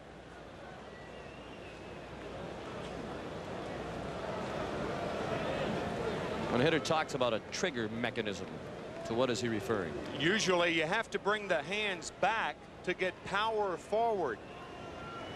And baseball players marvel at Molitor because he brings his hands back ever so slightly, but as we said earlier, he explodes the hips through the ball. It's almost like hitting without a trigger mechanism. You go back for power, and then you extend the arms. Obviously, you can't go back too far because the ball will be on top of you then if it's a fastball. He is short and quick. 2 of the elements of hitting is to wait and have quick hands, and he does it beautifully. Pulled foul past third. 1-2 on Molitor. 1 out. 5th inning. 4-0 Blue Jays. Molitor credits some of his success at the major league level to Dennis Menke, who's now the Phillies batting coach. Paul Molitor only played 1 year of minor league baseball in the Brewers organization at Burlington, Iowa, single-A ball, and Menke was his manager. Paul said that Menke worked with him on some of the hitting techniques we've been discussing that have led to Paul's tremendous success.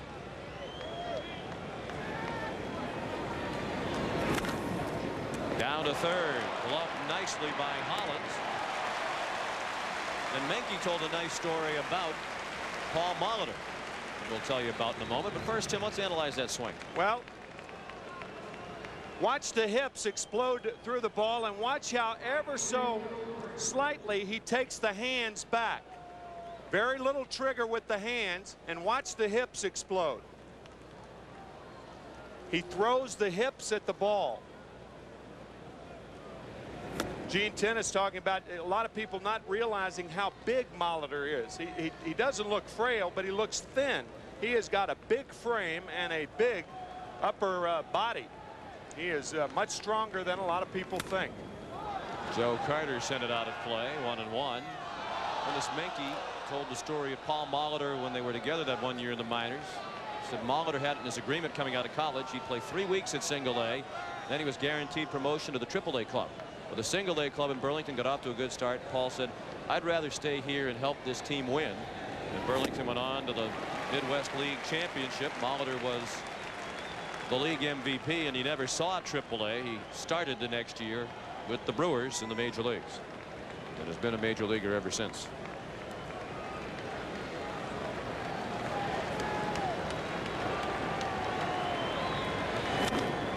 Well hit down the left field line. Incaviglia running hard.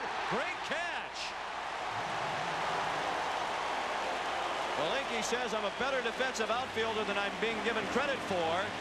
And he's on a mission to prove it. He's made a couple of terrific catches in the postseason. 1, 2, 3 go the Blue Jays in the 5th.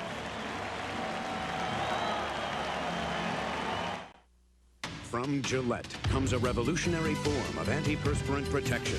Gillette Clear Gel Antiperspirant. Because it's a clear, clean, powerful gel, it goes on smoothly with no white residue to form an invisible barrier of protection. All-day protection against both wetness and odor. Gillette Clear Gel Antiperspirant. One of the advanced deodorants and antiperspirants in the Gillette series.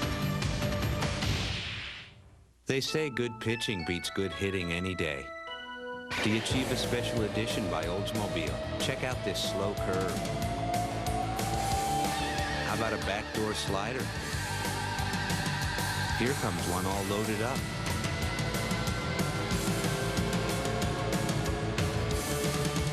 Yeah, and here comes the money pitch.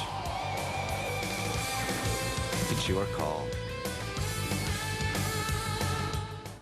To help relieve her heartburn, Original Rolaids uses an aluminum salt. But his antacid is Tums, and Tums has calcium. Something my body needs anyway. I like that. Tums. When ashes turn to ashes. Return to a place Dust returns to dust. where a legend was born. And a new legend Can never trust. will soon begin. This is the last great adventure. Had an idea. Run some Mustangs up to Montana. Theirs was the last great ride.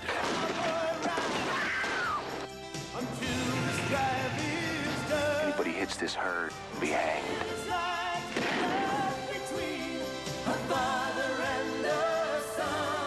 Academy Award winners John Voight and Louis Gossett Jr., Emmy winner Barbara Hershey, William Peterson, Oliver Reed, and Rick Schroeder as Newt had an all-star cast. I saw you gun a man in cold blood. With Reese Witherspoon, Nia Peoples, and Dennis Haysbert. Ain't over yet, Ranger.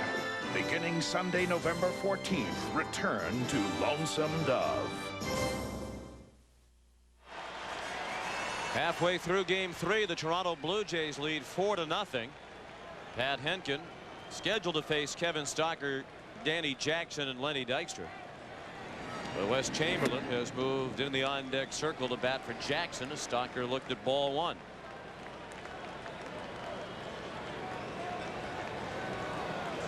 Kevin's 0 for 1 tonight. Bounced to second in the second. Henkin has worked nicely out of a couple of jams in the first and fourth innings. He worked 1, 2, 3 frames in the second and third.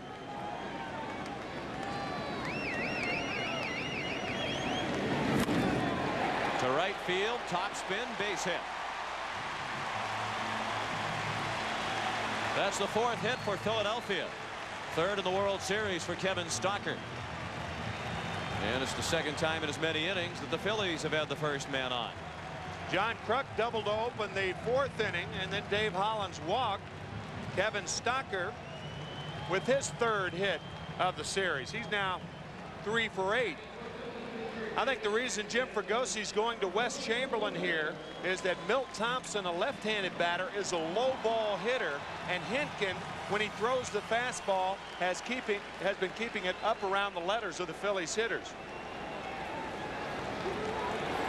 So Danny Jackson's night is finished after 5 innings. Double play ball to second. Fernandez turns it. So Chamberlain, making his first World Series appearance, went up there and swung at the first pitch and bounced into a 4-6-3 double play. Swinging at the first pitch is fine when you have 4 at-bats a night. There are different schools of thought about whether a pinch hitter should come off the bench swinging. Obviously, if it's a fastball, go to hacking. But this is it looked like an 0-2 pitch to Chamberlain. The ball off the plate, a slider, and he grounds into 2. Now Dykstra, who was 0 for 2 tonight, struck out in the first, bounced to first in the third.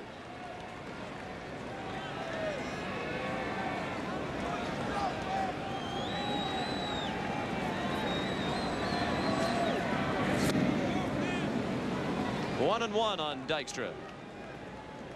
And among those in attendance tonight, Norristown, Pennsylvania native Tommy Lasorda talking to Ed Lynch, the former pitcher, now an assistant to Joe McIlvaine of the New York Mets.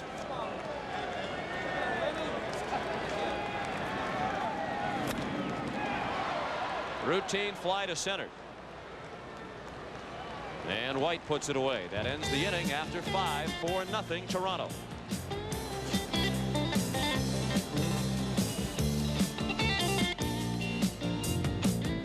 Still going. Nothing outlasts the Energizer battery. It keeps Gentlemen, this pink fuzzy bunny is killing us. The future of Supervolt batteries looks bleak. And the latest attempt to develop our own mascot, the Supervolt Weasel, has fallen dreadfully short. To survive, we need to neutralize the Energizer bunny. But how? His battery. We get his battery, no more Energizer bunny. And I'm in the process of finding individuals who can, how shall I say, assist us.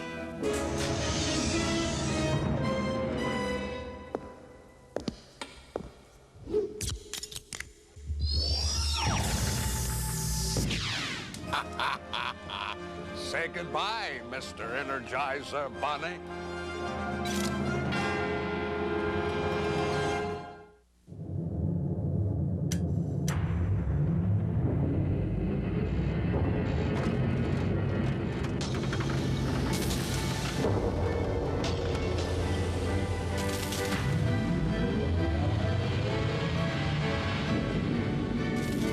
Introducing the all-new GMC Sonoma.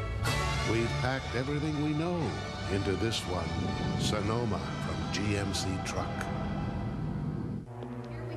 Laura Glenn is being dragged down by a tough cold, but she's about to break free with an effervescent rush of relief. Alka-Seltzer Plus cold medicine. Pills take time to dissolve, but Alka-Seltzer Plus is ready the moment you take it, rushing powerful medicines to soothe your aches, relieve your runny nose, free your breathing. Nothing rushes relief like Alka-Seltzer Plus. Get out your game cards. It's time for the Budweiser World Series Classic Play. Game 3, 1989. San Francisco and Oakland combined for a World Series record 7 home runs. powering Oakland to a 13-7 victory. 7 home runs. Write it down. You could win $100,000 from Budweiser. Sean McDonough with Tim McCarver, Pat O'Brien and Jim Gray at Veterans Stadium in Philadelphia, Game 3 of the World Series. You're looking at Mike Piazza, who just completed a brilliant rookie season with the Los Angeles Dodgers, already named National League Rookie of the Year by Baseball America. And I imagine every organization that hands out a Rookie of the Year award will honor Mike Piazza. Ben Rivera is the reliever for Danny Jackson. Danny Jackson going 5 innings and giving up 4 runs on 6 hits. Ben Rivera has not pitched in 12 days. The last time he worked was 2 scoreless innings against the Atlanta Braves in the 2nd game of the National League Championship Series 12 days ago. Check that, he gave up 1 run in that game. A home run to Terry Pendleton. Roberto Alomar looked at ball 1.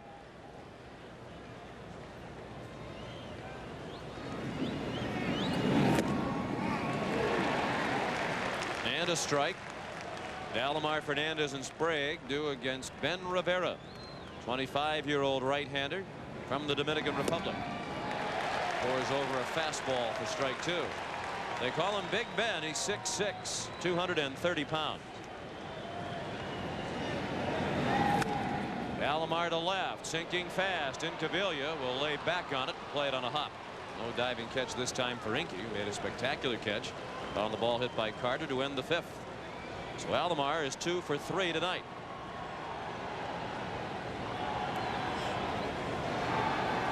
And that'll bring up Tony Fernandez, who's from the same hometown in the Dominican Republic as Ben Rivera, San Pedro de Macorís. And Fernandez had an infield hit his last time up. He's 1 for 2. 7 hits now for Toronto. They're out hitting the Phillies 7-4. Danny Jackson worked 5 innings, allowed 4 runs, all earned on 6 hits, including the Molitor homer. Danny walked 1 and struck out 1. He threw 89 pitches. Alomar runs, the pitch, a ball, the throw. Hit Stalker up around the throat, it appeared. And he's still down on a knee. Stolen base for Alomar. And Stalker appeared to take it in the throat. And he waves off the training staff. The throat's one thing. The Adam's apple is quite another. Catchers get it often in the muscles of the throat. But when you get it on that Adam's apple, that's when it becomes very, very disturbing. Watch how the ball comes up on Kevin Stalker. Kind of rolls up the body and pops him right in the neck. Boy, it looked like he kept his chin down low enough to where the ball couldn't get cleanly into the middle of the throat. Might have hit the seam where the turf meets the dirt. Of course, Tony Kubek can attest to what it's like to get hit in the Adam's apple. 1960 series against Pittsburgh. Bad hop grounder hit by Bill Verdon. So Alomar has a stolen base, and he's in scoring position with nobody out, and count of 1-0 on Fernandez. 2-0 now. Tony started the season with the New York Mets and didn't fare very well. Hit .225 for New York before being traded to the Blue Jays, back to Toronto for the 2nd time, and a deal for Darren Jackson, the outfielder. And Mets manager Dallas Green was quite open in suggesting that Fernandez dogged it during his time with the Mets to force the Mets into a trade. Tony points out that he was bothered by kidney stones back then.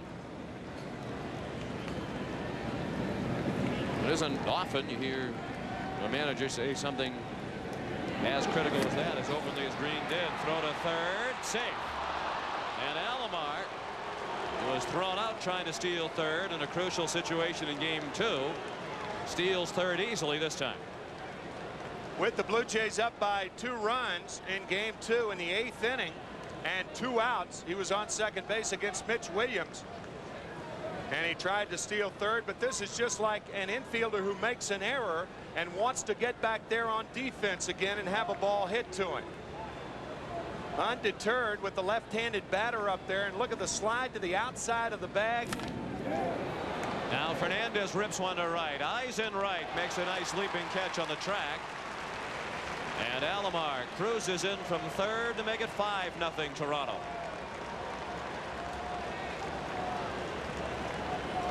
Third RBI of the series for Tony Fernandez. We're at Veterans Stadium in Philadelphia for Game 3 of the 1993 World Series. Toronto leads 5-0. The Blue Jays jumped out early to a 3-0 lead in the first inning. Ball game delayed at the start, an hour and 12 minutes by rain. And Sprague a foul ball for strike one. He's 0 for 2 tonight, now 1 for 10 in the series. Jim Fregosi talking about teams with speed when they play the Phillies. He said teams with speed can push runs across. We have to pull ours across with the base hit. Roberto Alomar just pushed a run across. That is really the definition of manufacturing a run. Single, 2 stolen bases, and a sac fly.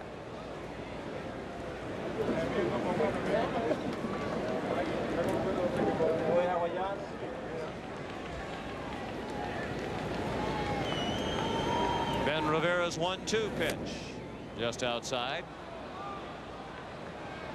2-2 on Sprague, whose wife Kristen Babb Sprague won a gold medal for the United States at the Summer Olympics in Barcelona last year in solo synchronized swimming. And I had to ask Ed about solo synchronized swimming.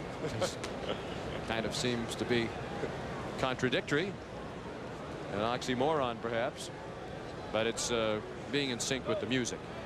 Of course, that raises the question, how do they hear the music when they're underwater? Waterproof Walkman, perhaps. Perhaps. Our crack crew informs us they do pump in the water, the sound underneath the water. Sprague strikes out for the second out of the inning. Very light rain falling at the moment, just nuisance factor for those in attendance.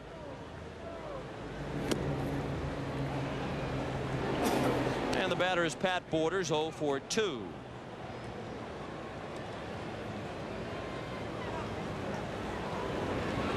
The 2 stolen bases in this inning by Alomar ties a World Series record for most stolen bases in one inning. This is the 8th time it's been done. Babe Ruth did it once back in 1921.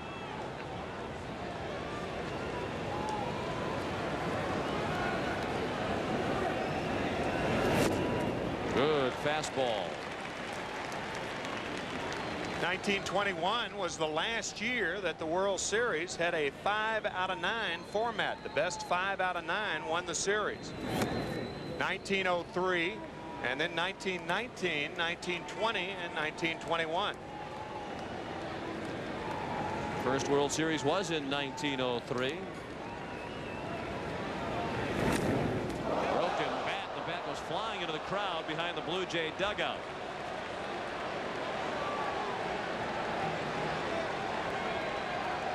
It appears that everybody's all right.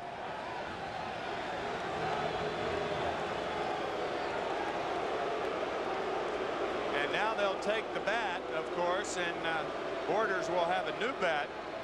Well, it sounded like he broke it. It did, but I'm not too sure he broke it or not. It looked like he had tape on the bat, and the new one that he picked up does not have tape. So what they'll do is exchange the bats. The fan will become a lucky fan in 2 ways. Lucky to have dodged the bat, and they'll get a new bat. Apparently he didn't break it. It just made an odd sound as he got it off the end of the bat. I thought he broke it. And he draws a walk. First walk thrown by Rivera. But it didn't take long for the Achilles heel of the Phillies. Little relief pitching. show itself. Rivera has pitched 2/3 of an inning, already has surrendered 1 run. And here's Henkin. How about his bat? You can tell he didn't take much batting practice with it. That is about as shiny and new as a bat can be. Pat said he was going to get the lightest bat he could find. And he chokes up on it. I think the bat weighs 30 ounces.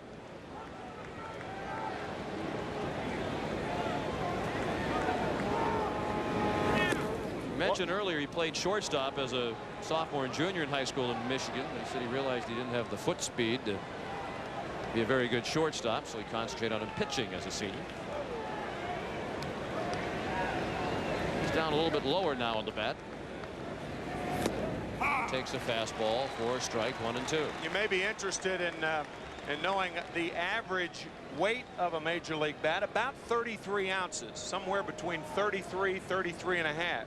Stan Musial used a 31-ounce bat. Willie Mays a 36-ounce bat. And the breaking ball gets Henkin. We'll return to Veterans Stadium after this message and a word from your local station.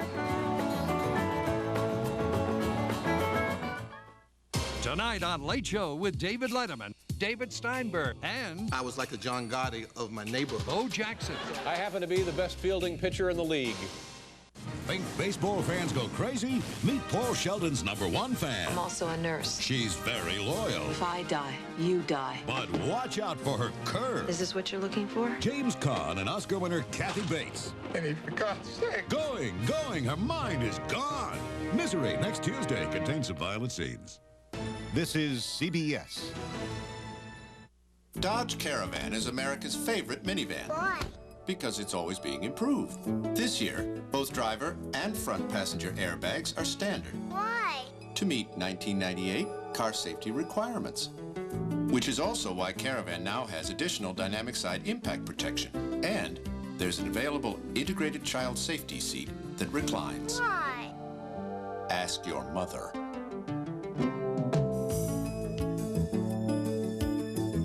I know. Say we didn't get the package. Martha! Tom! Did you get our package? Gee, it never got here. Really? Introducing tracking software from Federal Express. It was delivered to your place at 9:22 a.m. Ah! Probably stuck in the mailroom. No, it was signed for by your partner, Brian. Now you can track packages right from your computer on your desk. Brian, are you there? Oh, that package, Martha! We could negotiate a deal. It comes specially equipped with dual airbags, cruise control, air conditioning, a 4-speaker AM/FM cassette stereo, and power accessories like luxury sedans costing twice the money. The 1994 Nissan Altima GXE. It not only defines what a luxury car should be, it redefines what a luxury car should cost. Lease the Altima for just $750 down and $229 a month for 36 months. He makes your heart sing. Channel 10 News after the game. Welcome back to Veterans Stadium as we head to the bottom of the 6th inning. I'm Jim Gray. I'm joined by Mr. Pat Henkin, and as you watch your son, Pat Henkin, on the mound, you usually don't watch him pitch. How come? I'm afraid I might jinx him. But I didn't jinx him today, did I? No, so far you haven't. You had an opportunity to meet with him during the rain delay. What did he tell you? I was down in a tunnel just before we came up here, and he motioned to me to come over. And he said, Dad, is this great or what? Oh, wow. I can't believe it. Incredible. You're extremely nervous, aren't you, watching your son? I'm getting better. I'm all right. I'm all right. I'm all right. Mr. Henkin, thanks for joining us. Sean and Timmy? One proud dad, you'd have to say, wouldn't you? Well, I'll say. They talk regularly, do Pat Henkin Jr. and Sr. Mariano Duncan looked at a strike. He singled in the first inning, fly to center in the third. In fact, it's been a routine every 5 days or so for the last 8 years. Pat Henkin talks to his dad before or after every start that he makes. Henkin had thrown 70 pitches through the first 5 innings in pitching a shutout. 5-0 Toronto. We're in the 6th.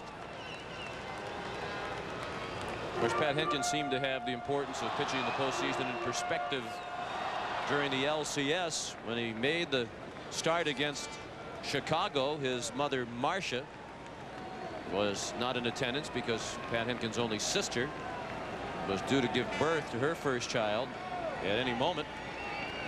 And when Pat Henkin was asked about the importance of his start against the White Sox and the birth of his first nephew, he said, "I think my sister having a baby is more important than me pitching. You've got to remember, this is just a game."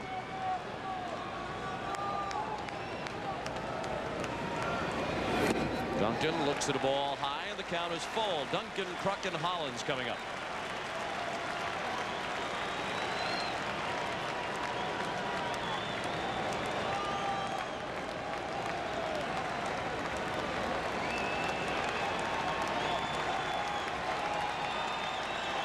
Henkin has only walked one. That was Hollins in the fourth.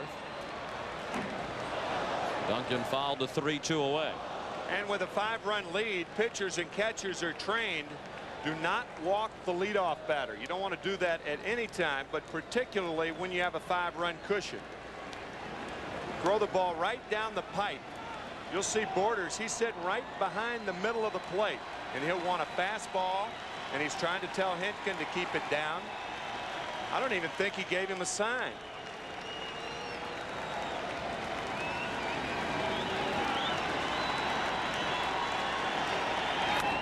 High fastball popped up. Duncan chased ball 4. Molitor has a play and makes it in foul ground.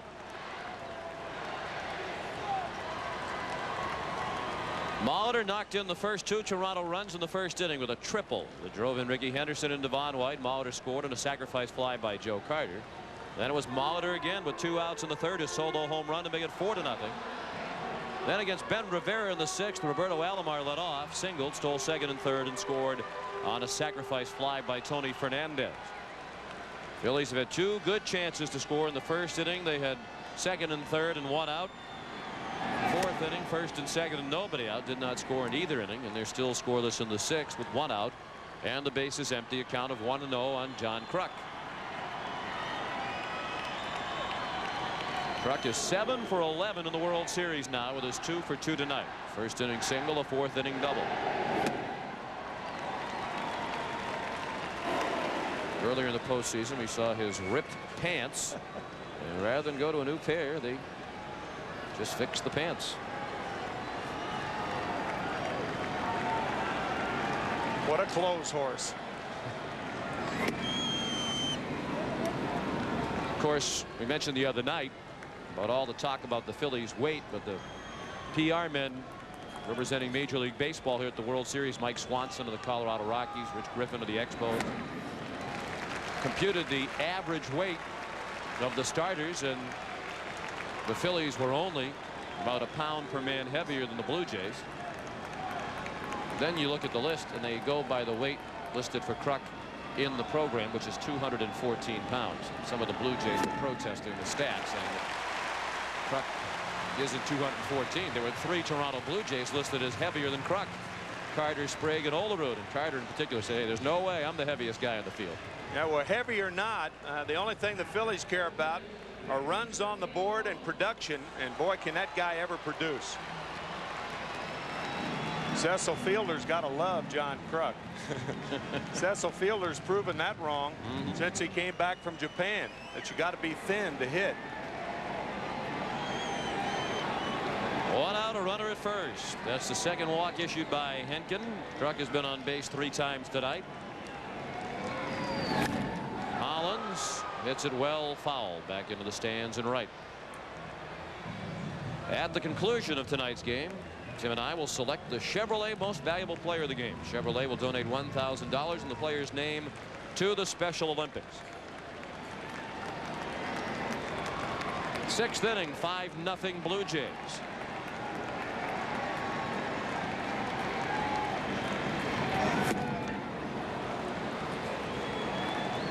Two. There's Mitch Wild Thing Williams, who saved game 2. He's in the dugout right now. Usually short relievers don't even go to the bullpen until the middle of the 7th inning. They sit in the dugout until then. Williams realizes he's not going to be called upon until late in the game, if ever. 1-2 on Hollins. Darren Dalton is on deck.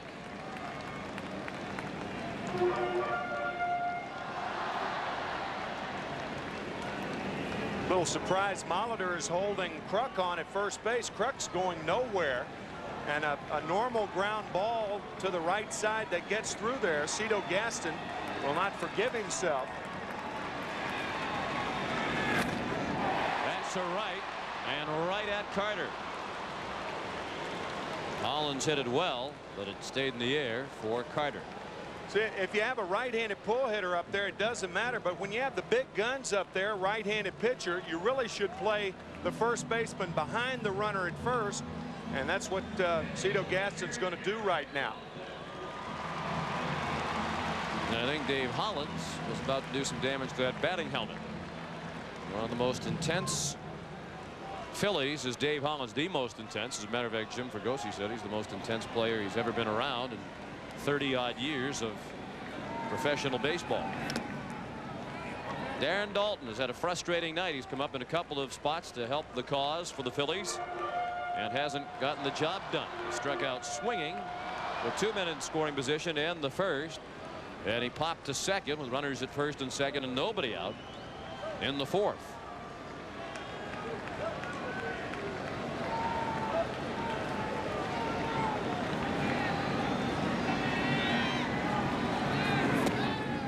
Ball 2-0 on Dalton. There's Hollins.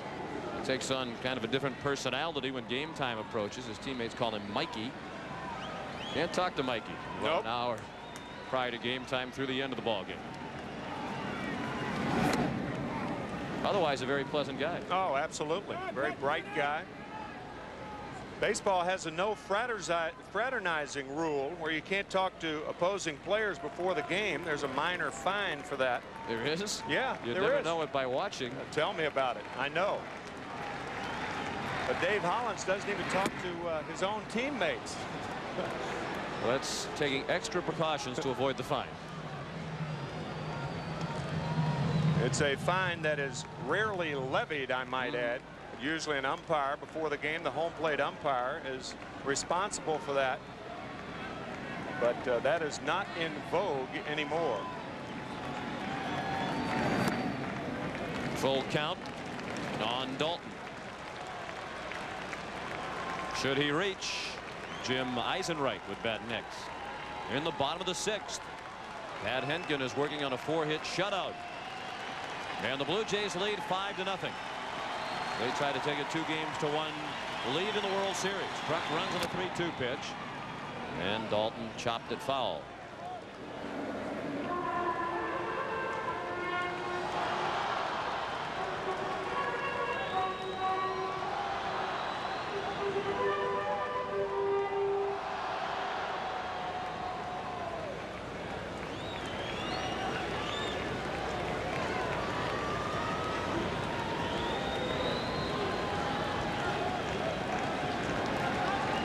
Noticed a couple of times in the World Series that Kruk still appears to be bothered by the bad back that plagued him at the end of the regular season and early in the series against Atlanta in the LCS.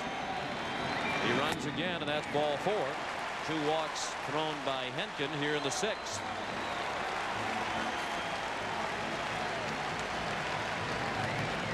Now here's Eisenreich, who was 0 for 2 tonight. When you have a big lead, walks are worse at times than hits, because by putting guys on, what that does is it makes the pitcher more conscious of throwing strikes, and somehow he seems to find the fat part of the plate more often than not. And then the big hit can make it a new ball game in a hurry. 2 men on with 2 outs. Henkin had only thrown 70 pitches coming into this inning. He's thrown 22 here in the 6th. And he misses high again. That brings Borders out to the mound. A look back at game 2, 3rd inning. Jim Eisenreich against Dave Stewart with a 3-run homer, capping a 5-run inning. Kurt Schilling had an inkling Eisenreich might hit a home run in the game. He had had a couple in his career against Dave Stewart. When Eisenreich was in the American League, said, hit a home run tonight for your daughter. And Eisenreich did. Galen Cisco, pardon me. Sean. Cisco out to talk to Hentgen, and probably about that very thing. I mean, one pitch in the fat part of the plate to a guy with power, and Eisenreich certainly has that power. And we could see a different ball game here. There's Danny Cox. He is the only pitcher on the Toronto staff that Jim Eisenreich hasn't faced.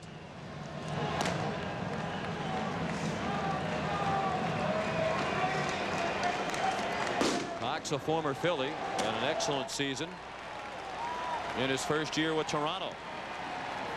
The 1-0 to Eisenreich. Up the middle, base hit past the diving Fernandez. And the Phillies are on the board as Kruk comes around to score.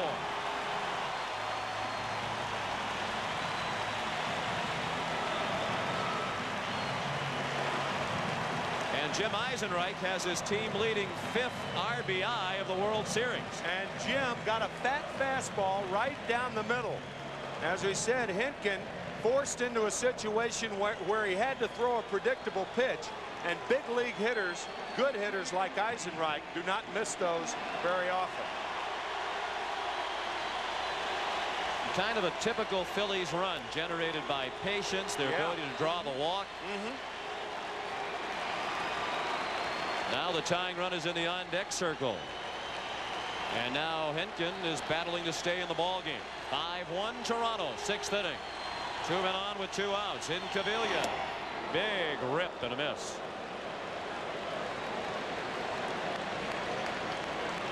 Hentgen struck out in Cavilla in the 2nd. And the last time Inky came up was in the 4th with runners at 1st and 2nd and 2 outs, and he flied to center. The head went flying out at the breaking ball. 0-2.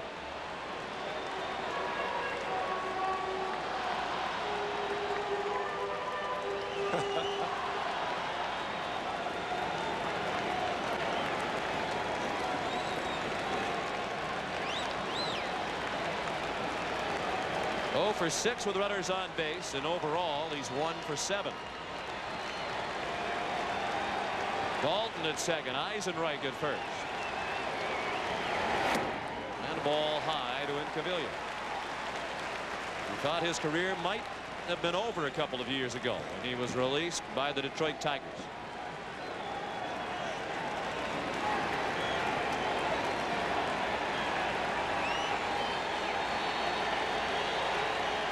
The 1-2 struck him out on a breaking ball. So Hentgen gives up 1 but gets out of another jam. And after 6, the Blue Jays 5 and the Phillies 1. Chevy announces a breakthrough.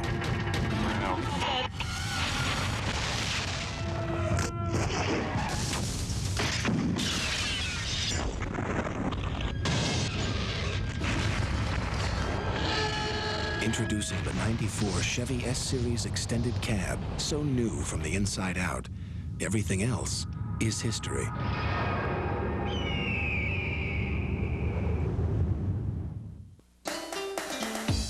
I finally made it to the big leagues. And my first game, we get the call. And I'm thinking, how lucky can a guy get?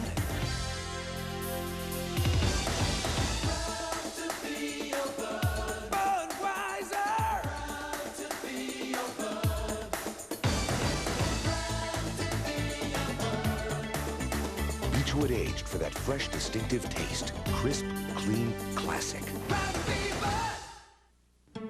You need 2 hands to count all the special rates and discounts on Allstate car insurance. For more than 1 car, pickup trucks, anti-lock brakes, airbags.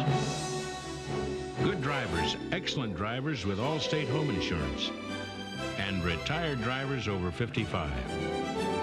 Just pick up a phone and call an Allstate agent for details. For lots of ways to save, you're in good hands with Allstate.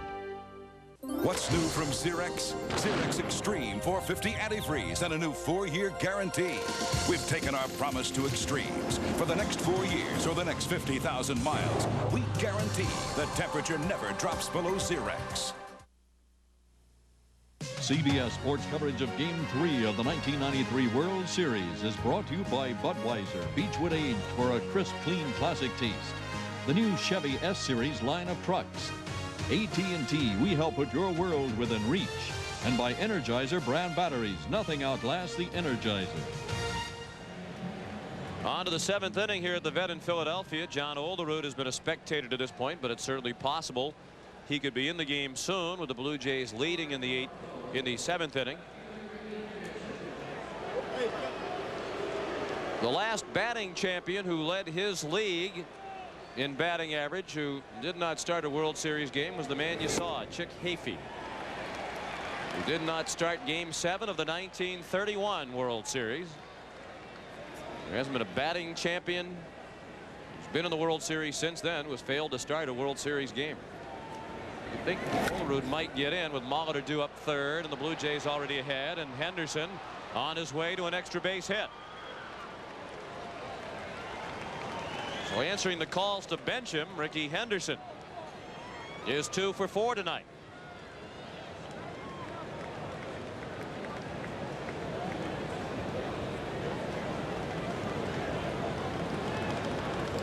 I think the point Cito Gaston was trying to make by continuing to play Ricky Henderson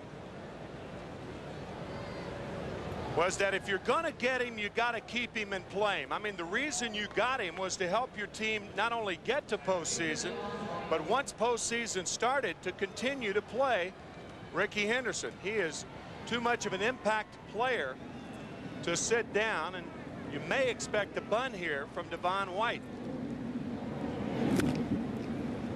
Foul ball, pass first. Went down to talk to Nick Leva, the third base coach. By the way, Nick Leva, we mentioned in Game 1, formerly the manager of the Philadelphia Phillies. When he was fired, Jim Fregosi took over, and Nick received a rather warm response tonight from the Philadelphia Phillies fans. Scattered boos, you're saying? There were a few boos. I've learned that look in 2 years. I heard mostly boos. But maybe we heard different introductions. Maybe we were rehearsing. I don't know. Yes, we might have been. He was wondering what kind of response he would get. And of course, in Philadelphia, as the locals are somewhat proud of, booing is a tradition. Even Mayor Ed Rendell admits to having come out when he was a youngster and booed the Phillies. It was a close play, but Henderson was back safely. And 1 strike is the count on White. Holland still in tight at third. Ben Rivera, the pitcher. He's pitched an inning plus 1 batter here in the 7th. And has given up 2 hits following the double by Henderson. Blue Jays lead 5-1. They've out hit Philadelphia 8-5. White squares to bunt. And he fouled it off. Cito Gaston gave him 1 shot to pull the ball, and then he went to the bunt. By the way, the Mariners usually have a minor wager. They do. On this World Series, they're betting baseball equipment, about $1,500 worth between Philadelphia and Toronto. And Ed Rendell says, well, even if we lose the bet, we'll just send the equipment Atlanta's sending us up to Toronto. So he looks at this as a double or nothing proposition.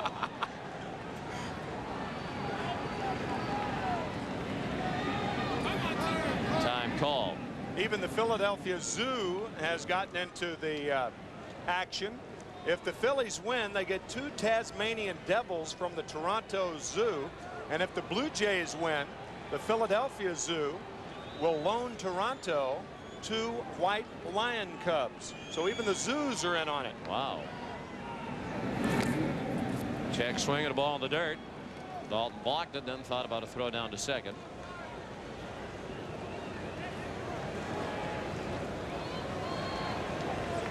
Nice play by Darren Dalton. See how he turns that over? Just like a pizza pan. rotating the mitt from receiving a high pitch to a low pitch.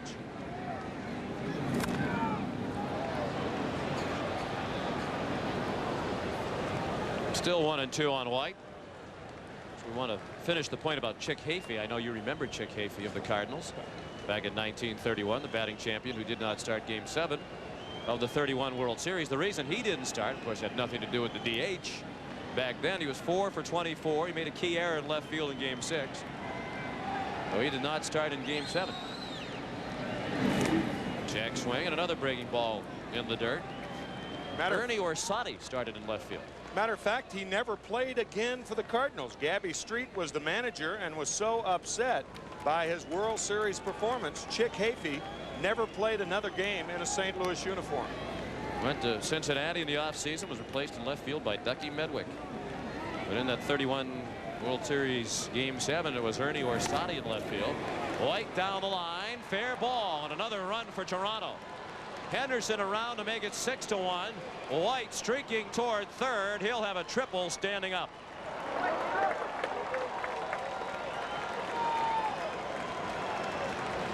So Devon White continues to have a big series. As his first hit tonight, his 4th in the 3 games, and his 3rd run batted in. That's after 12 hits in the ALCS. Devon White is the only member of both clubs who has hit in every game. Len Dykstra had hit in every game, but he's 0 for 3 on the night. So White driving in Henderson with a triple in the corner. And the Blue Jays extend their lead. And again tonight, the Philadelphia bullpen provides no relief.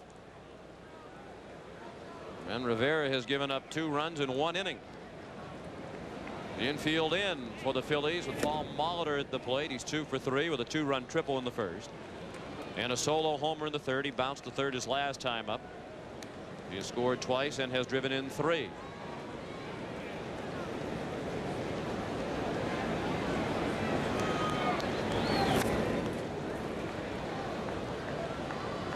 We talked about how Molitor explodes his hips into the ball. Look at the home run swing. Triple by Molitor. That's well hit to left.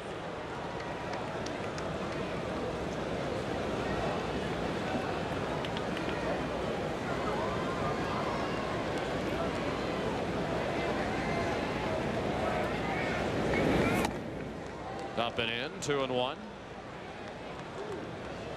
6-1 Toronto in the 7th inning.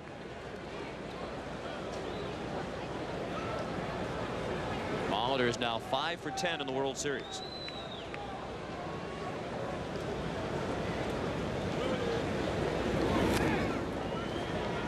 Did you know that Ernie Orsatti, who went in for Chick Hafey, was only 5'7", 145 pounds? No, I did. And appeared in Buster Keaton movies. No. He wasn't playing baseball. He went 0 for 3, but the Cardinals did win without Chick Hafey in Game 7. For those who are wondering about the rest of the story. And that probably includes 3 or 4 in our viewing audience tonight. Full count now on Molitor.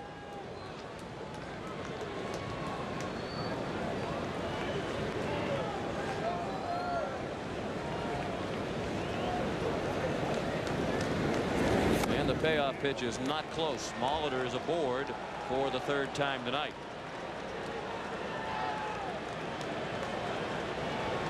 There is action in the Philadelphia bullpen, and Dalton and Duncan go to the mound to buy time for Bobby Thigpen, who was up very early when Jackson had a tough time in the first couple of innings. The way this inning is going, in all probability, the number 3 spot will be up again, probably in the 9th inning, which means that Molitor could hit again. But I would think with a 5-run lead and the chance for another big inning here that Cito Gaston will be thinking more about defense and insert John Olerud in the bottom of the 7th inning.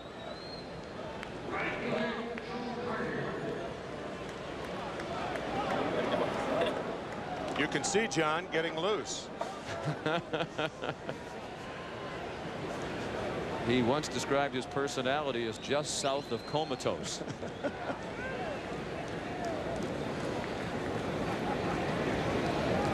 Joe Carter looked at ball 1 low and away. Excellent backhanded stab by Dalton with the runner at third.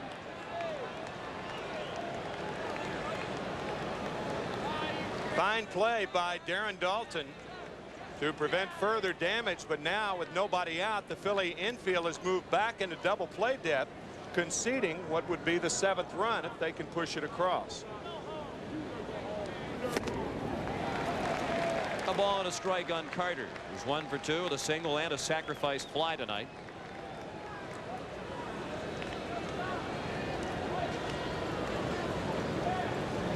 (6-1) Toronto in Game 3 of the World Series. In the 7th inning, still nobody out.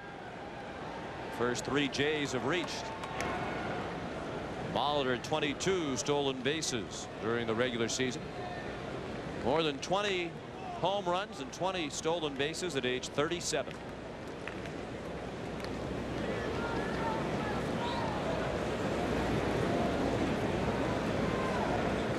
He's the oldest man to do that. And of course, Ricky Henderson did that this year at age 34. And Ricky is the 2nd oldest player. They have 20 home runs and 20 steals in the same season. And Tommy Craig, the excellent Blue Jays trainer, putting a bandage on the leg of Ricky Henderson.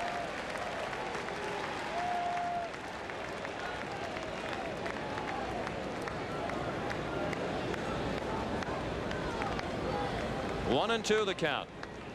Ben Rivera, formerly the property of the Atlanta Braves organization. Came over in a trade May of 1992 for Donnie Elliott. Molitor runs. Carter fouls one out of play.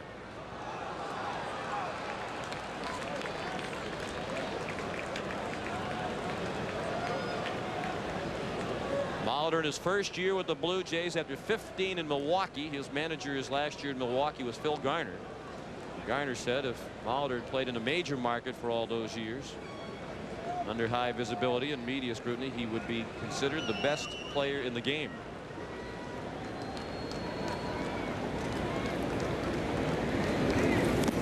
Breaking ball in the dirt. I think about 5 or 6 years ago, I don't think people were thinking about Paul Molitor in Hall of Fame terms, but now you only think of him in Hall of Fame terms.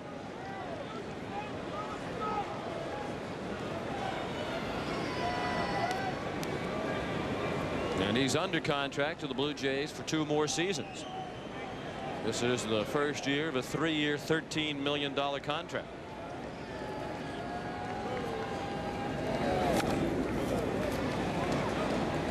Still 2-2 on Carter.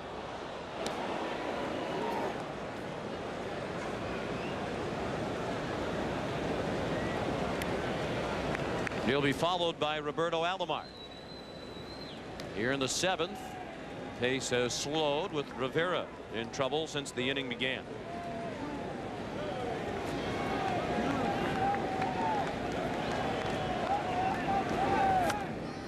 A pop up. Daulton goes as far as he can go and couldn't make the play.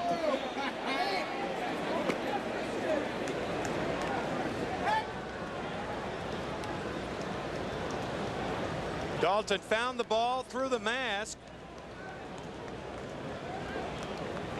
and ran out of room. You can actually go in the dugout to catch the ball. Matter of fact, if you have it in your mitt and anyone touches you and you drop the ball as a result, the batter is out. There's been a lot of talk about the length of the games. This has been a 5-minute at bat for Carter. He's only seen 7 pitches. He strikes out on the breaking ball in the dirt. And another fine play by Darren Daulton.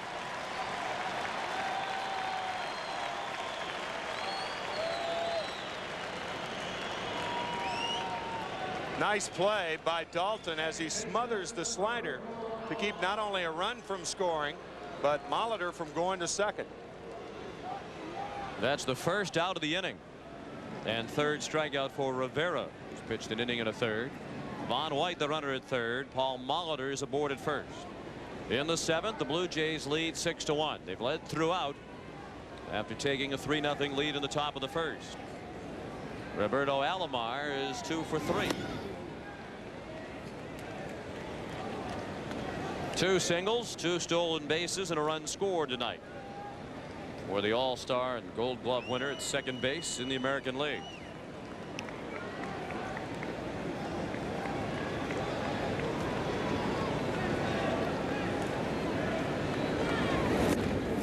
At the knees, a strike.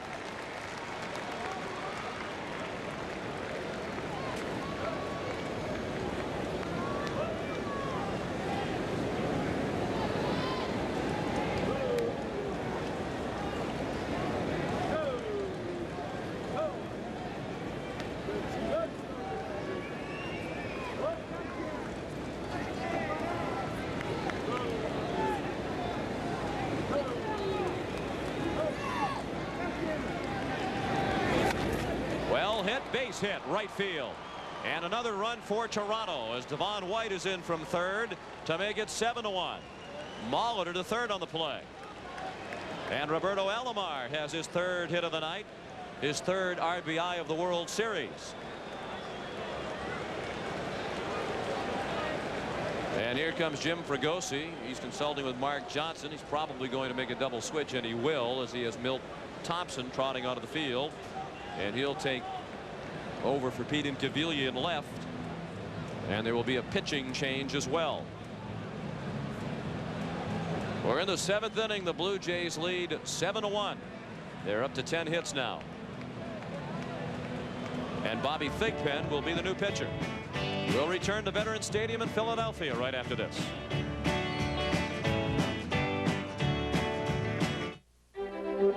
Fred's my AT&T sales rep. The country gives me the creeps, but I came out here to tell Jan about AT&T's Maximum Advantage. Everything about it is simple, except running it. Maximum Advantage doesn't work for you.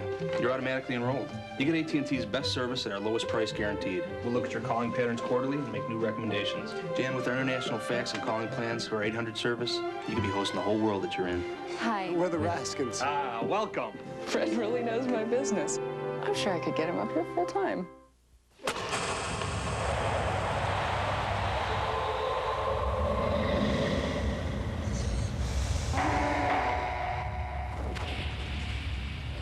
When I slide into home, it's like 2 trains colliding.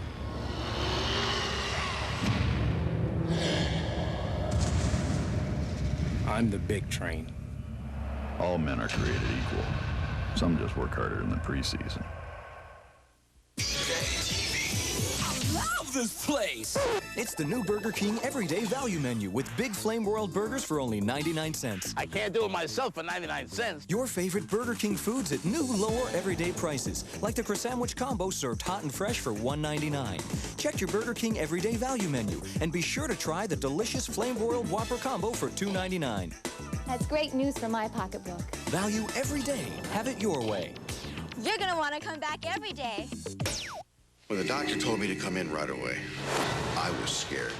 This burning pain was real. Was I relieved when my doctor said Mylanta? For heartburn, Mylanta is the antacid doctors recommend most. My doctor said Mylanta. What tire do you trust in the wet? A tire that removes over 2 gallons of water per second from under the tread. The all-season MX4. Another engineering splash from Michelin. Another highlight from Game 3 of the '69 series. 2-strike delivery. Here's a fly ball to right center field, deep in right center. Jamsky with A.G. A.G. dives, and he makes the catch. That was in the 7th inning. The second terrific catch of the ball game by Tommy Agee. Bases loaded and 2 outs. That was a catch on a ball hit by Paul Blair. Nolan Ryan got the save in that ball game. And here's Bobby Thigpen, who did not record a save in 17 games with the Phillies. He came over in a midseason deal for Jose De Leon. And his first pitch, a ball to Tony Fernandez. It was a double switch. Milt Thompson now in left. Thompson will bat in the number 9 spot, and Thigpen would hit in the number 7 spot. Incaviglia made the last out of the inning, so Thigpen would be scheduled to hit 9th in the 7th inning. And that's how it looks on the lineup card. Stocker scheduled to lead off when we go to the bottom of the 7th. Still only one out in the top of the inning. 2 runs in. The Blue Jays have built a 7-1 lead. By the way, Sean, you talk about that 1969 series when the Mets beat the Baltimore Orioles in 5 games. The gentleman who recorded the save in game number 2 was Ron Taylor, who is the team physician of the Toronto Blue Jays now. Ron Taylor, also a teammate of mine on the 1964 world champion St. Louis Cardinals. So he's no stranger to a ring. Fernandez at the plate with runners at first and third. Paul Molitor is the runner at third base. And Roberto Alomar being held on by John Kruk at first.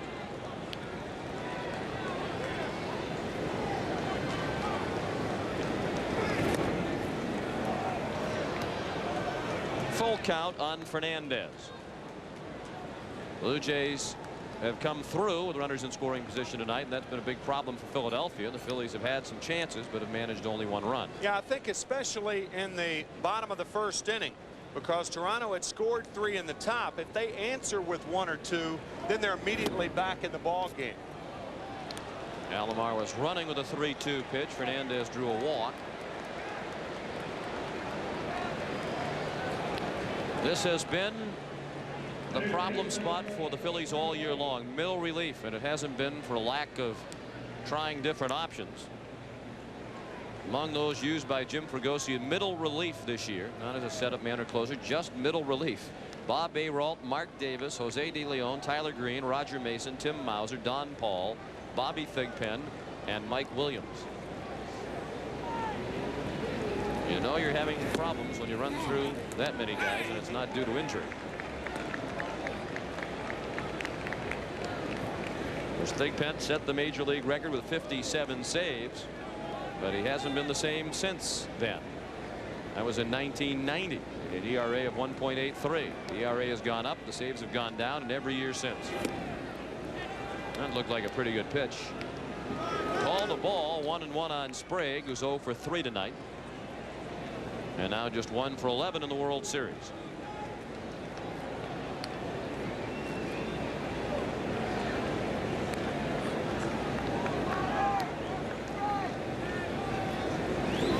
White Sox general manager Ron Schuler made the trade and he sent Thigpen to Philadelphia. He said it's not beyond the realm of possibility that Thigpen could return to his previous form. Thigpen got a break there. Yes, indeed.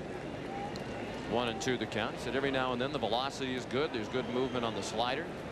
And it's just been sporadic in recent years. Good movement on that pitch to deep left. Thompson the catch, and Molitor comes home from third. It's 8-1 Blue Jays. Ed Sprague has his first RBI of the World Series, and Molitor has scored for the 3rd time tonight.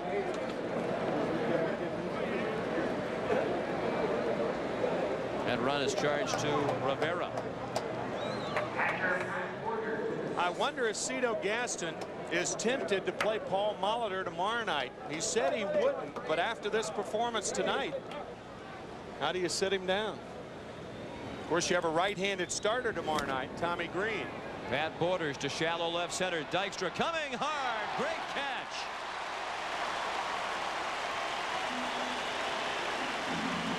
And that saved at least 1 run for Philadelphia. The Blue Jays get 3 in the 7th, and at the stretch they lead 8-1.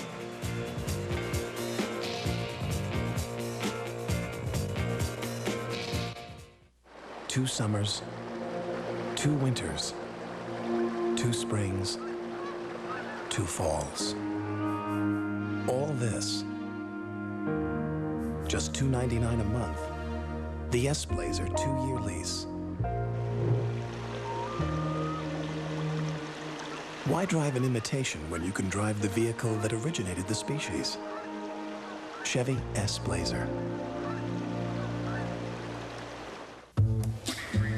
Citibank has really given us a new sense of self because we have our own identities. I have a Citibank Visa card, and it does have my photo on it, so I have one less worry. And not only that, but you can pick what you like, so it doesn't look like a DMV photo. I don't know why the other credit cards aren't doing the same thing. We need a photo card so family members can tell us apart. Introducing the first credit card with your photo and signature on front from not just Visa, Citibank Visa. No, my plane's stuck somewhere back Your flight has been canceled. The 5 most hated words of every business traveler. On a day like this, I know it's not the airline's fault. Still, I just want somebody to give me some answers. Let's see if we can reroute you through another city. Those are the people I come back to. They try and find a way and give me my best option, maybe even on another airline. I appreciate that, because a little honesty goes a long way. Tell Billy by halftime, I'll be there. Fred's my AT&T sales rep. The country gives me the creeps, but I came out here to tell Jan about AT&T's Maximum Advantage. Everything about it is simple, except running it. Maximum Advantage does the work for you. You're automatically enrolled. You get AT&T's best service at our lowest price guaranteed. We'll look at your calling patterns quarterly and make new recommendations. Jan, with our international fax and calling plans for our 800 service, you could be hosting the whole world that you're in. Hi. We're the Raskins. Ah, welcome. Fred really knows my business. I'm sure I could get him up here full time. All those who love great comedy say oi, oi. The Nanny premieres Wednesday, November 3rd on CBS. The Philly Fanatic in action earlier with the strains of Whoop, There It Is, which is becoming a popular refrain around sports, including here in Philadelphia. There are different versions of this song. You can hear that this one has been tailor-made for the Phillies. Doubtful that Whoop, There It Is will ever be played by the Philadelphia Orchestra, however. No. But in some versions it's Whoop, There It Is, or Woomph. But here it's Woot with a T on the end. Just thought you'd like to know. Maybe it's the accent. Which version do you go by? Whoop. You're a Whoop guy? W-H-O-O-M-P. Whoop. Danny Cox, the new pitcher for Toronto after 6 superlative innings from Pat Henkin. And Cox's first pitch in this World Series is a strike to Kevin Stalker, who singled his last time up. He's 1 for 2. Phillies with a lot of work to do now. Batting in the 7th inning, down by 7 runs, 8-1. Henkin allowed 1 run on 5 Philadelphia hits over 6 innings. He walked 3 and struck out 6. 5 of those in the first 2 1/3. Came out throwing hard by his standards. Velocity certainly had returned after being down in his most recent starts. And Molitor has been the story of the night. Cito Gaston decided to put him in at first base. Put John Olerud, the league's leading hitter, on the bench. And Molitor certainly made the manager look smart. He has 2 hits, a homer, and a triple. He's driven in 3 runs and has scored 3. Stalker strikes out. Game 4 tomorrow night here at the Vet. 8 o'clock Eastern time, with the first pitch scheduled for 8:12. Lenny Dykstra will be looking out at Todd Stottlemyre tomorrow night. Both teams will use 4 starting pitchers in this World Series. Tommy Green will go for Philadelphia. Milt Thompson up for the first time tonight. He appeared in game 1 and went 0 for 3.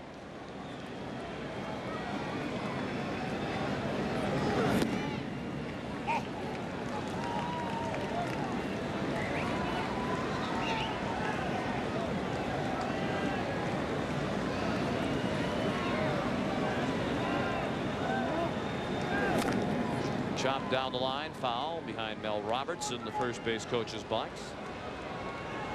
1-2 on Thompson. 1 out, bases empty. 7th inning, 8-1 Toronto. Thompson hasn't done much with the bat over the late season, the League Championship Series or the World Series, but he has made a couple of splendid defensive plays. Blown away. 2-2 on Milt Thompson. First major league game for Danny Cox was back on August 6, 1983.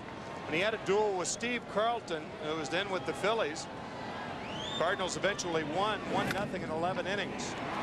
Alomar a long way to his right. He went leaping in the air and then bounced it by Molitor. The play backed up by Borders. And Thompson is safe at first with 1 out. Doubtful that if Molitor holds on that Thompson is out. So it's an infield hit all the way for Milt Thompson.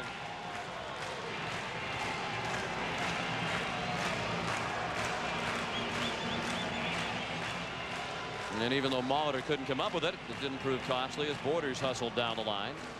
So the Phillies have 6 hits now. A runner at first with 1 out for Lenny Dykstra, who is 0 for 3 tonight. And now 3 for 11 in the World Series.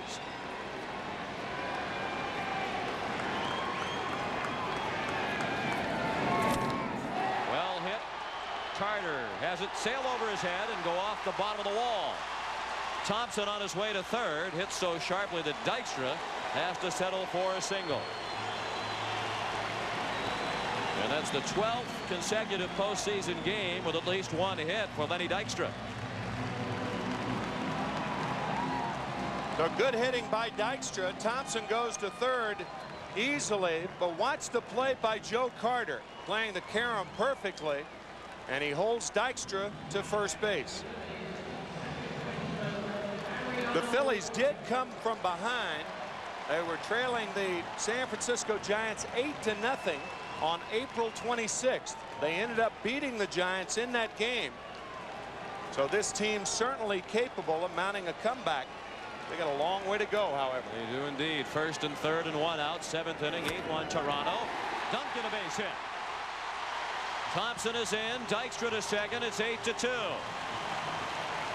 And Mariano Duncan continues to produce in the number 2 spot in the Phillies batting order here in the World Series. He's 2 for 4 tonight, has 6 hits in the 3 games. This is his first RBI.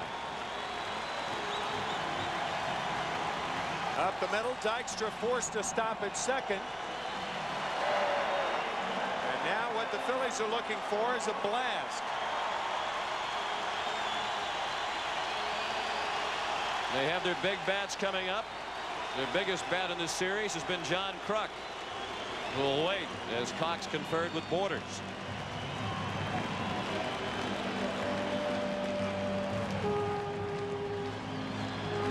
There is no action in Cito Gaston's bullpen at the moment. Kruk has singled and doubled and walked. He scored the only run charged to Henkin last inning. Strike, fastball on the outside third.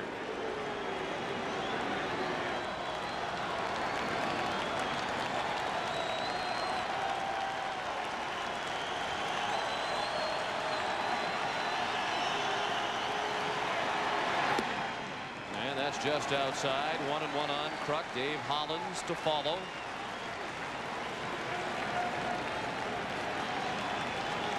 Jim Fregosi so impressed with this Phillies ball club, saying that every day, day in and day out, you get 9 innings out of it. They don't care what the score is. In the dirt and plucked out by Borders, keeping Dykstra at second and Duncan at first. Cox started this inning by striking out Stocker, but since then the Phillies have hit 3 straight singles by Thompson, Dykstra, and Duncan. Manny Cox, a 34-year-old veteran.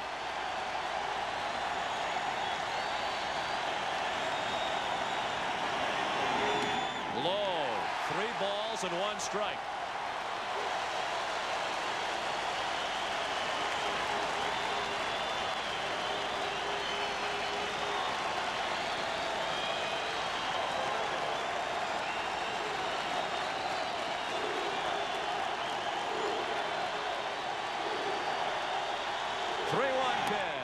Outside, ball 4, and that loads the bases. I think the obvious guy to have up right now and ready is Al Leiter. Remember, he won game 1, but nobody is throwing for the Blue Jays.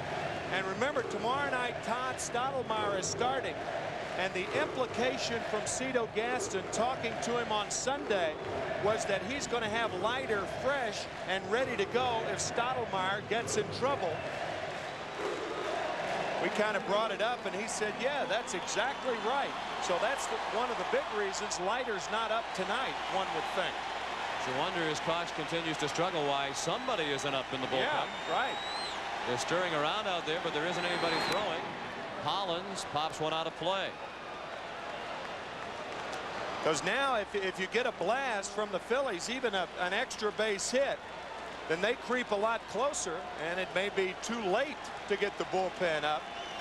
But it looks like Tony Castillo is up and throwing. He is, and he's thrown one warm-up pitch. Bases full of Phillies with one out.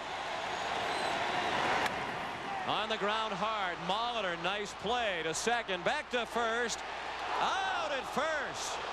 And the Phillies will argue the call. The double play gets them out of the inning. 3-6-1.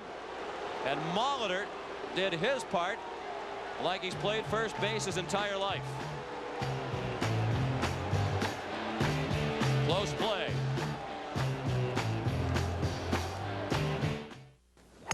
Oh, my back hurts and I had a game this afternoon.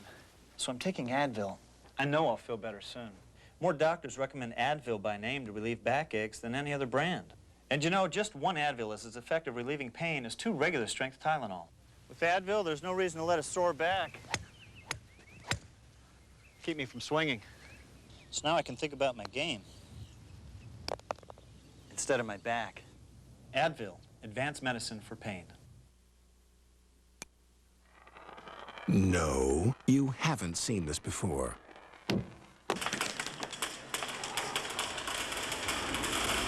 Introducing the tough new chip-resistant finish on the '94 Chevy S-Series. So new from the inside out.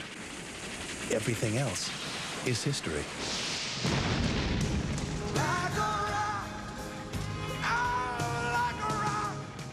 Oh, Mr. Energizer Bunny, out for a stroll.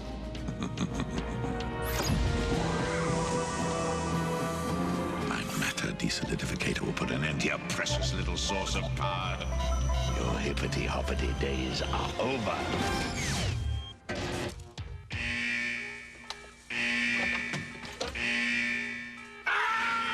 Still going. Nothing outlasts the Energizer battery. It keeps going and going.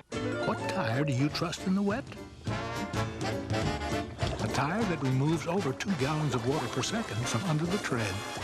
The all-season MX4. Another engineering splash from Michelin. Love this place! It's the new Burger King Everyday Value Menu. Your favorite Burger King foods at lower everyday prices, like the delicious Whopper Value Meal for only $2.99. The new Burger King Everyday Value Menu. Have it your way. This game summary is sponsored by Burger King. And it would be appropriate to say that Paul Molitor has had a whopper of a night with 3 runs batted in, a triple and a home run. Roberto Alomar 3 for 4 with a couple of stolen bases, and the Phillies 2 for 9 with runners in scoring position, including the ground ball into a double play by Hollins. It was very close at first. It appeared that Hollins was safe. However, it was a call that could have gone to the Blue Jays. It did, but it was a very, very close play. From this angle, it looks like Hollins was safe more than from the other angle. Looks like heel on the base as the ball is just going into the glove. Right. Danny Cox bats for himself, and Stalker throws him out. Charlie Williams was going to get an argument on that play probably either way. Right. But it was a big call. The Phillies would have had a run on the play, and the inning would have stayed alive. Instead, it's 8-2. In the top of the 8th, 1 out and the base is empty. The top of the order coming back around for Toronto for the 5th time. Not only scoring a run, it would have been an 8-3 ball game, 2 on and Darren Dalton up. If the Phillies could have had a pop at the right time, then they're right back in the game. Now Ricky Henderson, who quieted some of his critics with his performance tonight. 2 for 4, 2 runs scored, a single and a double. And the top of the order has had a big night. Henderson 2 for 4 and 2 runs scored. White 1 for 3. He has scored twice. And Molitor 2 for 3 has scored 3 times and has driven in 3. The Blue Jays have set a World Series record tonight with 3 sacrifice flies. Not only has there not been a team with 3 sacrifice flies in a World Series game prior to tonight, but there had not been a World Series game prior to tonight in which the 2 teams had combined for 3 sacrifice flies. And the Jays have done that all by themselves.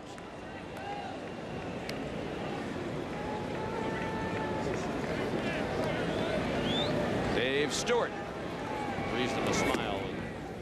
His club up by 6 in the late innings.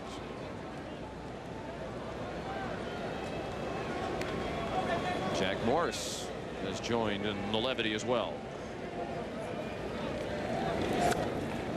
If you're interested, the sacrifice fly was an official stat in baseball in 1954.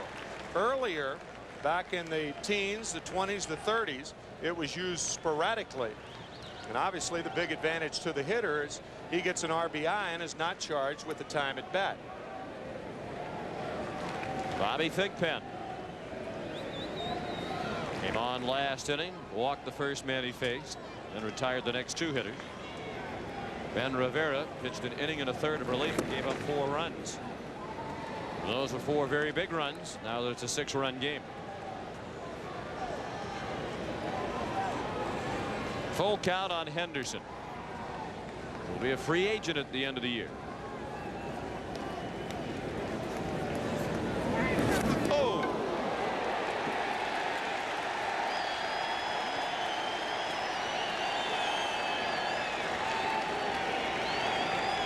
Well, you could hear that in your living room, and it sure sounded like it hurt.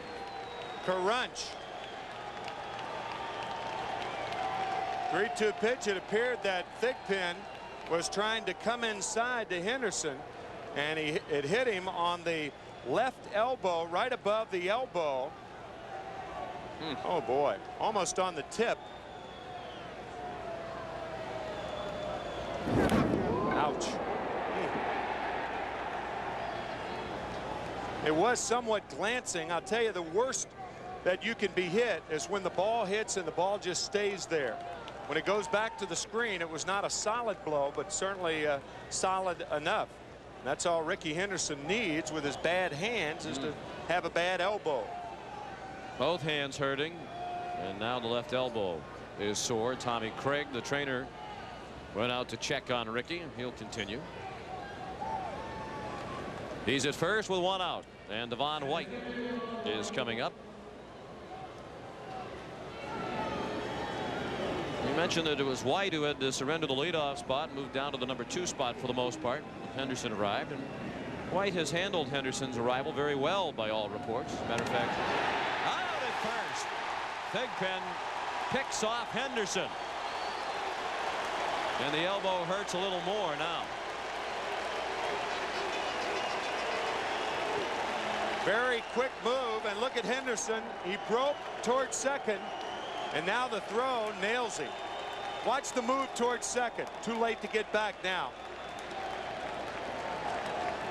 Well, you had to think that after getting hit, Ricky would like nothing better than to steal second base off Bobby Thigpen. Thigpen wasted no time in going over there.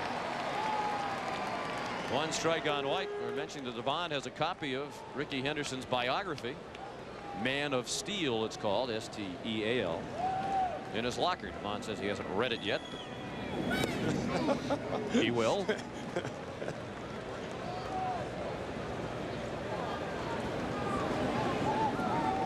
As we mentioned the other night, batting second behind Henderson. White has seen more fastballs, and he's a good fastball hitter.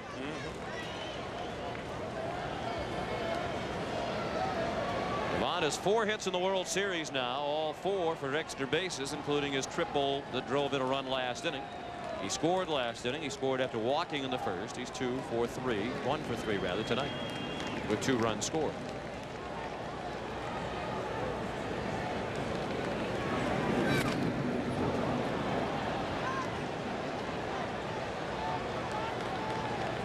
Well, we had tonight's game delayed 1 hour and 12 minutes by rain.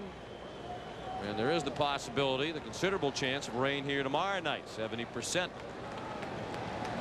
reduced to 30% on Thursday when Game 5 is scheduled. It sure has been nice here throughout the postseason. We've been here for the games with the Braves and the last couple of days, yesterday and today. Today was a nice day until shortly before game time. Pleasantly warm. In the 70s yesterday here. And Paul Molitor waits on deck.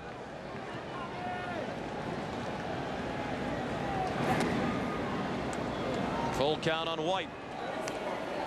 We're in the top of the 8th. The Blue Jays lead 8-2. They've out-hit the Phillies 10-8. Toronto has made the game's only error. Bobby Thigpen, product of Mississippi State. Watches White drill one to deep right, hooking. Foul at home run distance down the runway toward the 200 level concourse. That's the way Bobby Thigpen used to hit them at Mississippi State. Batting behind Will Clark and Rafael Palmeiro. Jeff Brantley with the Giants on that team also. Another 3-2. And this one's a pop-up in shallow left. Stalker takes charge. And that ends the inning. On to the bottom of the 8th in Philadelphia. 8-2 Toronto.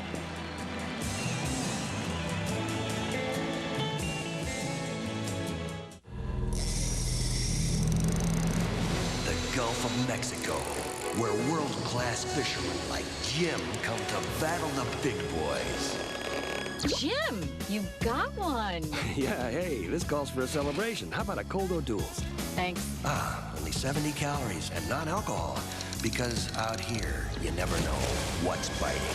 When you want the refreshing taste of beer without all the alcohol, think O'Doul's. It's what beer drinkers drink when they're not drinking beer. You've waited for a Buick. You've waited for Buick quality at a low sticker price. You've waited for a car with Buick's reputation for safety. It seems you've waited for a century. Buick Century. With standard driver airbag, anti-lock brakes, power locks and windows, and more. All for $14,995. So don't wait any longer. See your Buick dealer today. This is the value of the century. The thing is, 2 scoops of raisins make Kellogg's Raisin Bran taste so good, people forget it's good for them. What do you think? Tastes good. And? It's delicious. That's the same thing. See, it's Kellogg's, remember? So it tastes good and it's good for you. Right. I forgot. That's all right. Let's try again.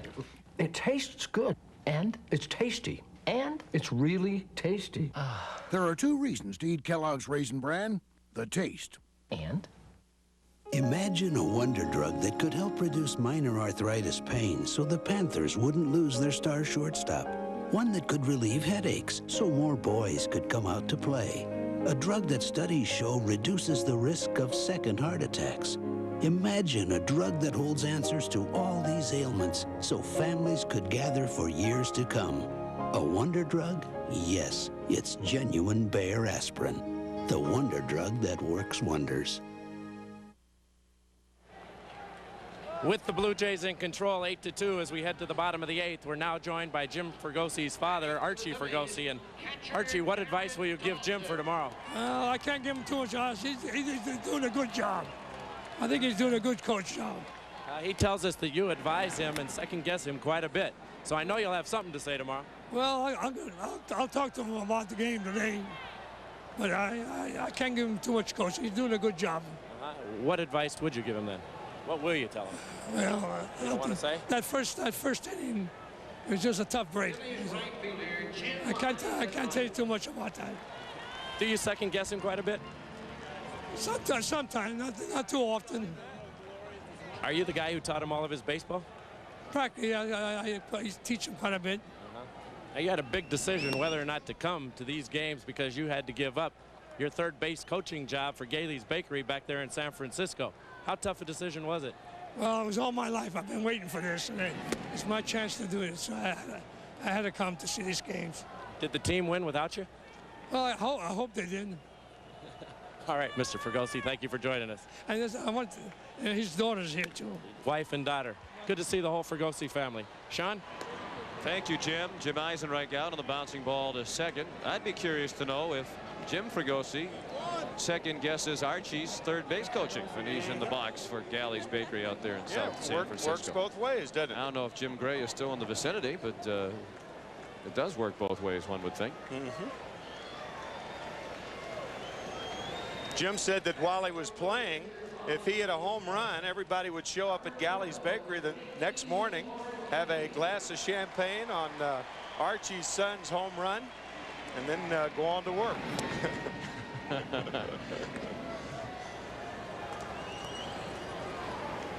Mickey Morandini, the batter. He's up for the first time tonight. And Jim Gray off the air did pose the question to Archie Fregosi, and Archie says, yep, Jim Fregosi has second guessed some of Archie's third base coaching. All's fair. 3-0 on Morandini. He's batting for Thigpen. You'll recall the double switch earlier. Thigpen inserted in the number 7 spot in the batting order. 2 outs, bases empty, bottom of the 8th. Toronto seemingly in control, 8-2.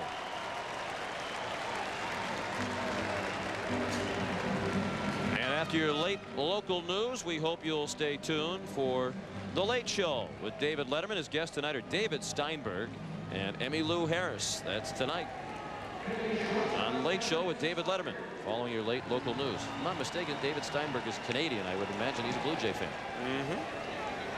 Huge following in Canada, obviously, for both the Montreal Expos and the Toronto Blue Jays. Kevin Stocker is the hitter, and he looked at a strike. Wow. Dwayne Ward popping them out there. Our audio man, the best in the business in our opinion, Bob Siderman, celebrating a birthday tonight. All of us on CBS Baseball want to wish Bob a happy birthday.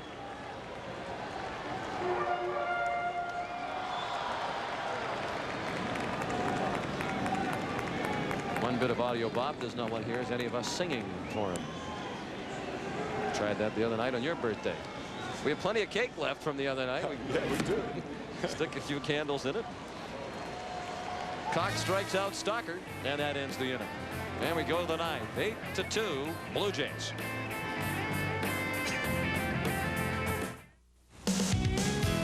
Hey, what's this? You've been driving imports for years. I like the Grand Am more. Well, yeah, but looks aren't everything. Excuse me. Okay, so it's fun to drive. Come on. It's got anti-lock brakes and an airbag standard. And even with a V6, it costs thousands less than a Accord or Camry. Whoa, so I'm talking to a convert. We are driving excitement, Pontiac. It feels good to be driving American again. Pontiac, Pontiac. Oh, Mr. Energizer Bunny, out for a stroll.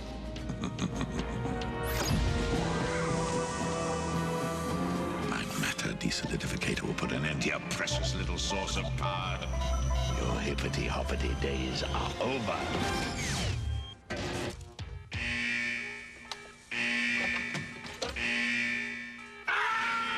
Still going. Nothing outlasts the Energizer battery. It keeps going and going.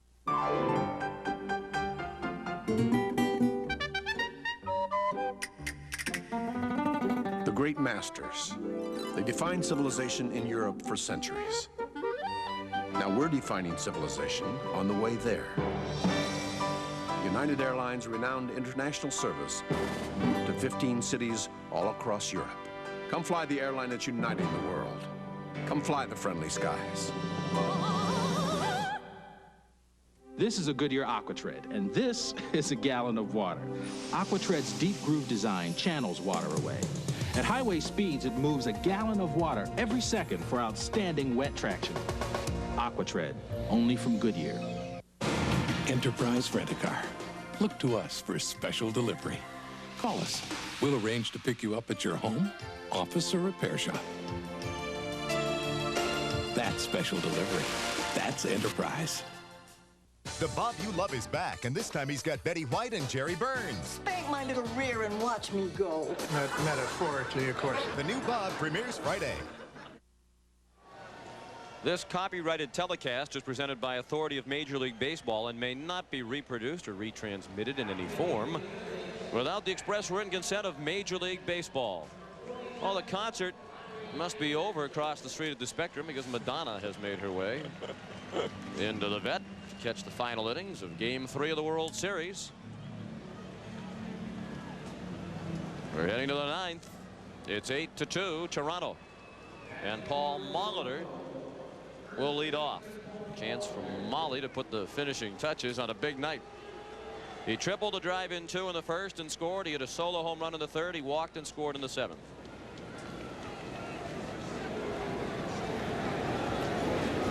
Larry Anderson, the new pitcher for Philadelphia, missed with his first offering. Anderson, the 4th pitcher of the night, following Danny Jackson, Ben Rivera, and Bobby Thigpen. Thigpen pitched inning and 2/3 of scoreless relief without allowing a hit. He walked 1 and hit a batter. Anderson making his 2nd appearance in the World Series.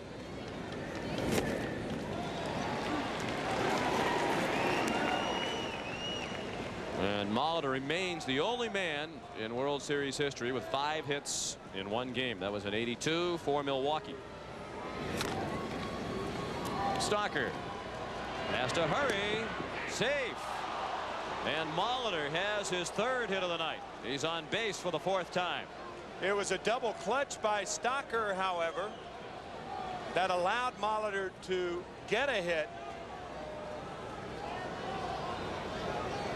And an infield hit. You have to hurry, and Molitor running hard all the way beats the play.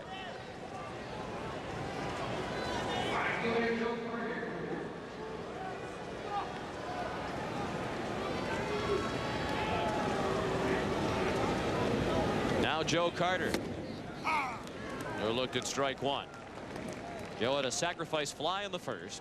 He singled in the third, line to left in the 5th, and struck out in the 7th. Speculated that perhaps Paul Molitor would come out. Olerud would go in for defense in the late innings, but at the very least, Molitor will go through 8.5 innings tonight.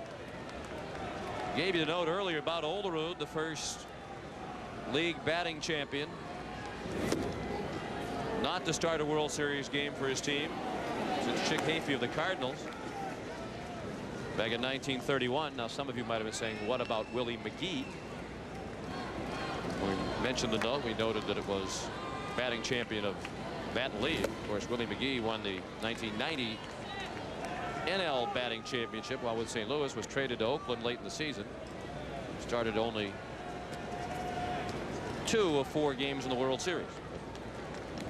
As you mentioned, the note involves Molitor in his own league. Nice play by Duncan. Safe at first. Carter ran hard to avoid the double play. And it was almost a beauty of a twin killing turn by Philadelphia. Duncan handled the hot smash and flipped it in a nice place for Stalker to handle it. Not only the backhand of the one-hopper, Anderson just misses it, but watch how softly underneath the glove Duncan gives it to Stalker, and Carter is safe at first base. Fine play by Mariano Duncan.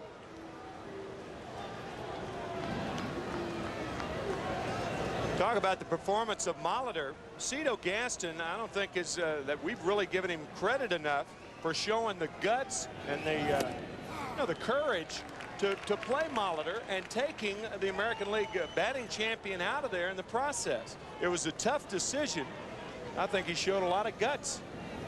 He's going to be criticized one way or the other. I mean, what if Molitor has a bad game defensively and goes 0 for 4?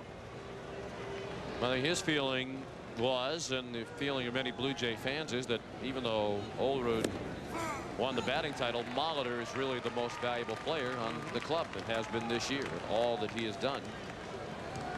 So what do you do tomorrow night then? And Cito Gaston, and so Cito Gaston has said we'll probably keep him out tomorrow night, and again he's got to have second thoughts now since Molitor has played such a great game. But against a right-handed pitcher, you can't sit Olerud. Would Cito possibly be tempted to play him at third base tomorrow night? I mean, he did have the 3-6-1 double play that got him out of the 7th inning. He really hasn't had any problems at first. He had the one ball that bounced by him, but that took a strange hop right down the line. The ball hit earlier in the game. And it makes sense from the standpoint that Sprague has had a tough time in the series. He's 1 for 11. I mean, is the fact that Molitor looks comfortable at first base, is that enough to change Cito's mind to put him at third, combined with his offensive skills? That's heading for the gap for Roberto Alomar. Carter will come around and score. Alomar's thinking about third, and he'll get there without a throw. It's 9-2 Toronto, and Roberto Alomar has his 4th hit of the night. 3 singles and a triple. He has driven in 2 runs tonight. The only stolen 2 bases and scored a run, and he's at third again. The only time the Phillies have gotten Roberto out tonight was a line drive to Dave Hollins, his first time up. It's almost like he came out tonight probably a little embarrassed by the play made on Sunday night, with a new determination. Not that it takes a lot of determination for Alomar. Certainly has that. Well, Cito Gaston said he didn't need to say anything to Alomar about the play because Roberto knew that it was a bad play.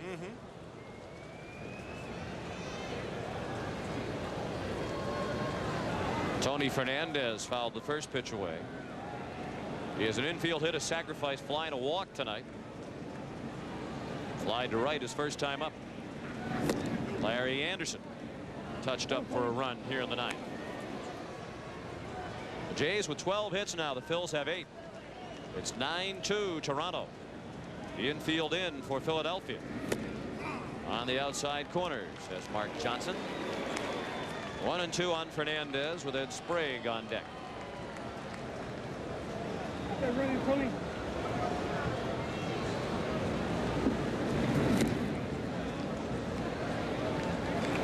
2-2.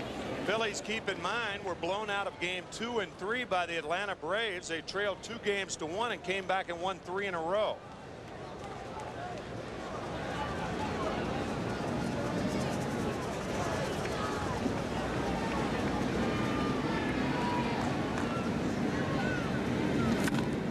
Base hit through the drawn-in infield. Fernandez has his 2nd hit and 2nd RBI of the night. Alomar scores for the 2nd time, and the Blue Jays lead is 10-2.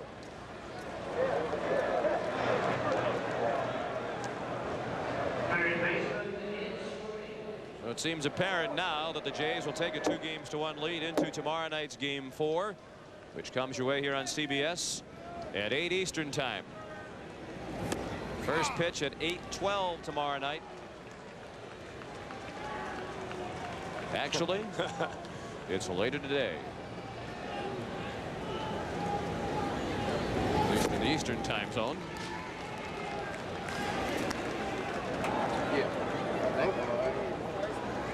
But the rain had something to do with the late hour tonight. Game delayed an hour and 12 minutes at the start. Sprague, a 1-hopper to Duncan. Good play by Kruk to come off the bag on the errant throw. Sprague safe on the fielder's choice. Fernandez erased at 2nd for 6. 2 outs and a runner at 1st for Toronto in the 9th inning. And Borders to hit next, and John Olerud is in the on-deck circle with the pitcher due up after Borders. First pitch, a swing and a miss by Borders. It was 0 for 3 last time. Lenny Dykstra made a great catch in the 7th inning of the pop fly hit by Borders in his shallow left center. Matt has walked tonight.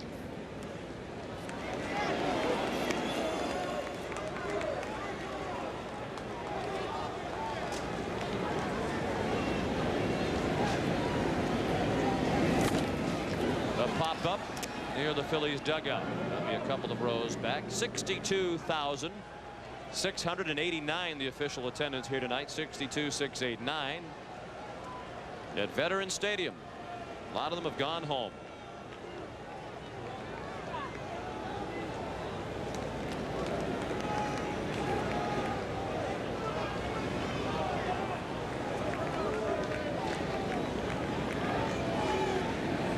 1-2 to Borders. Way outside. And as we mentioned, John Olerud might get a chance to hit.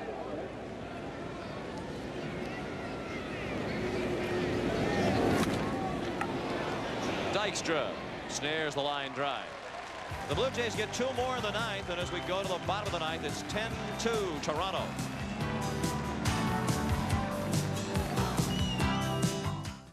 John Ritter and Marky Post are moving back home. I thought everyone around here was supposed to be happy.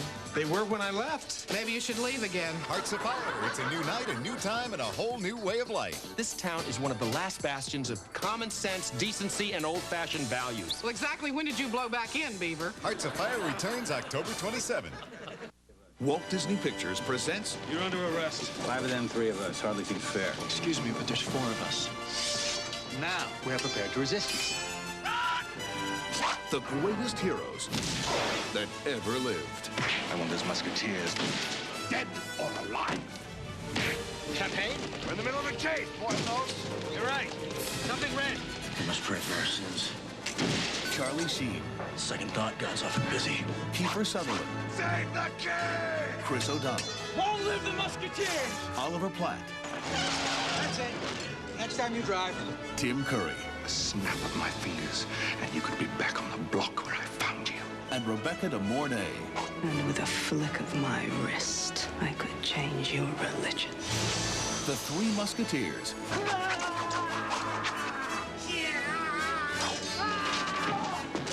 Rated PG. Starts Friday, November 12th. I can take care of myself in the ring, but in my car, I trust Meineke for safe, reliable brake service at a low price. Now more than ever, at Meineke, you're not going to pay a lot, but you'll get a lot. I guarantee it. I try to treat the people that I deal with like I would expect to be treated myself. You have to understand people. You have to understand what their needs are.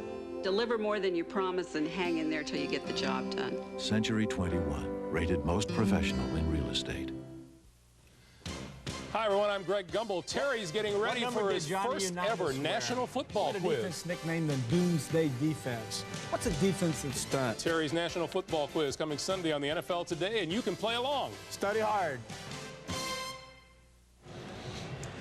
Our coverage of the 1993 World Series is produced by Bob Dickus, directed by Bob Fishman. The associate directors are Steve Shear and Pete Macheska. The coordinating producer of Baseball 93 is Eric Mann. Baseball 93 produced by George Veras.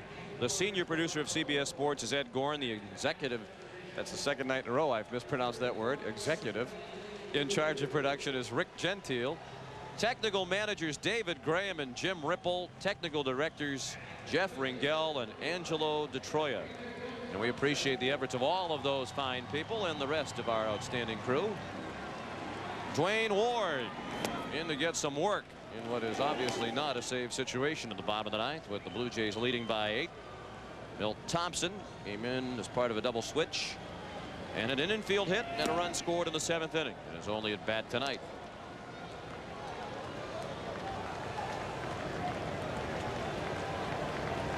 Ward led the American League with 45 saves this year. Became the first Blue Jay to lead the league in saves.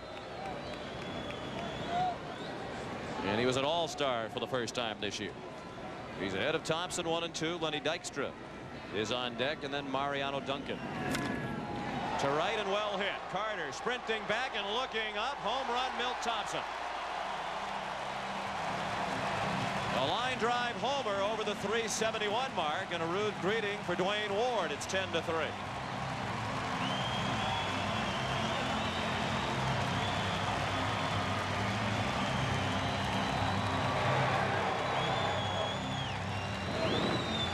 This ball hit like a bullet out of here.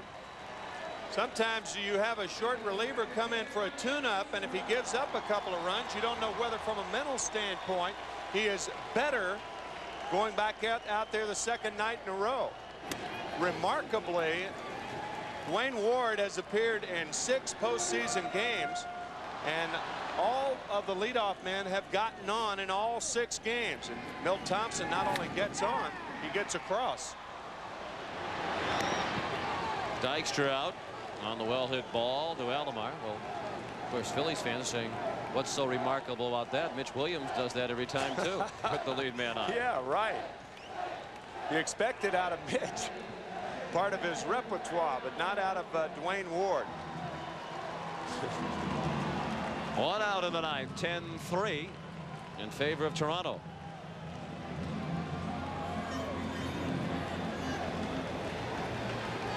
Duncan, another good night. 2 for 4, 2 singles, an RBI. He knocked the mid off the hand of Borders with that foul ball. Duncan has 6 hits in the 3 games. He's 6 for 13. That is also the 3rd home run given up by Dwayne Ward in his 6 postseason appearances.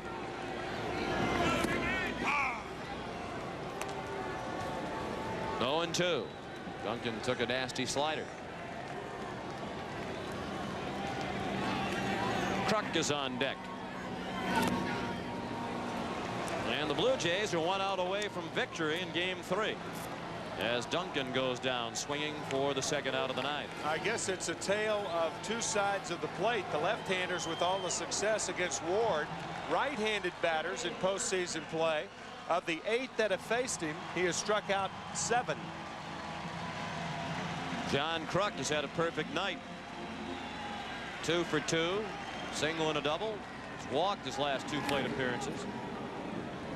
You know, those numbers we just rattled off about the lack of success against left-handers and the great success against right-handers obviously is not going to come into play here in this blowout, but it could tomorrow night and Thursday night. Waving swing.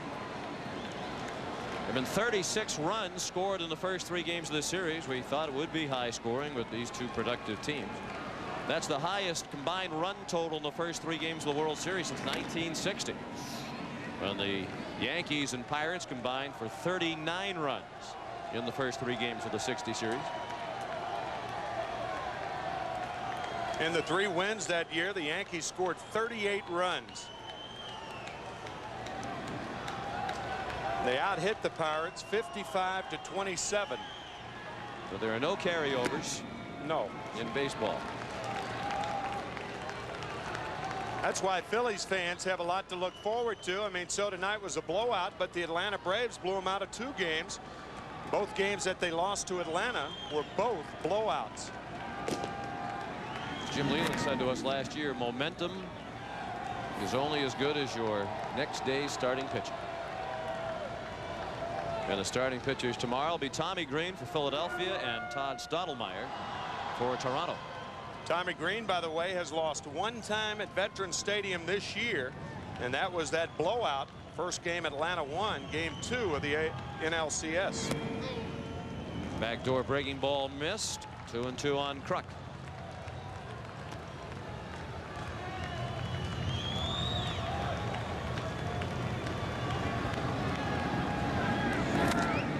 And he fought it off. The Phillies cling to life here in game 3.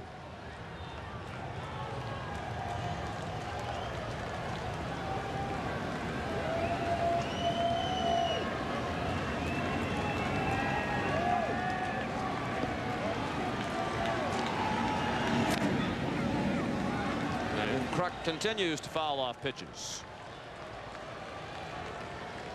Should he keep the Phillies alive, Dave Hollins would have another chance to bat.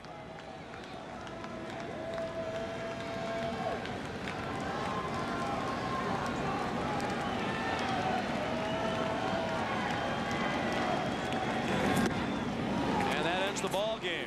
Dwayne Ward strikes out Kruk, and game 3 of the World Series goes to Toronto by a count of 10-3. We'll have more from Veterans Stadium in Philadelphia right after this.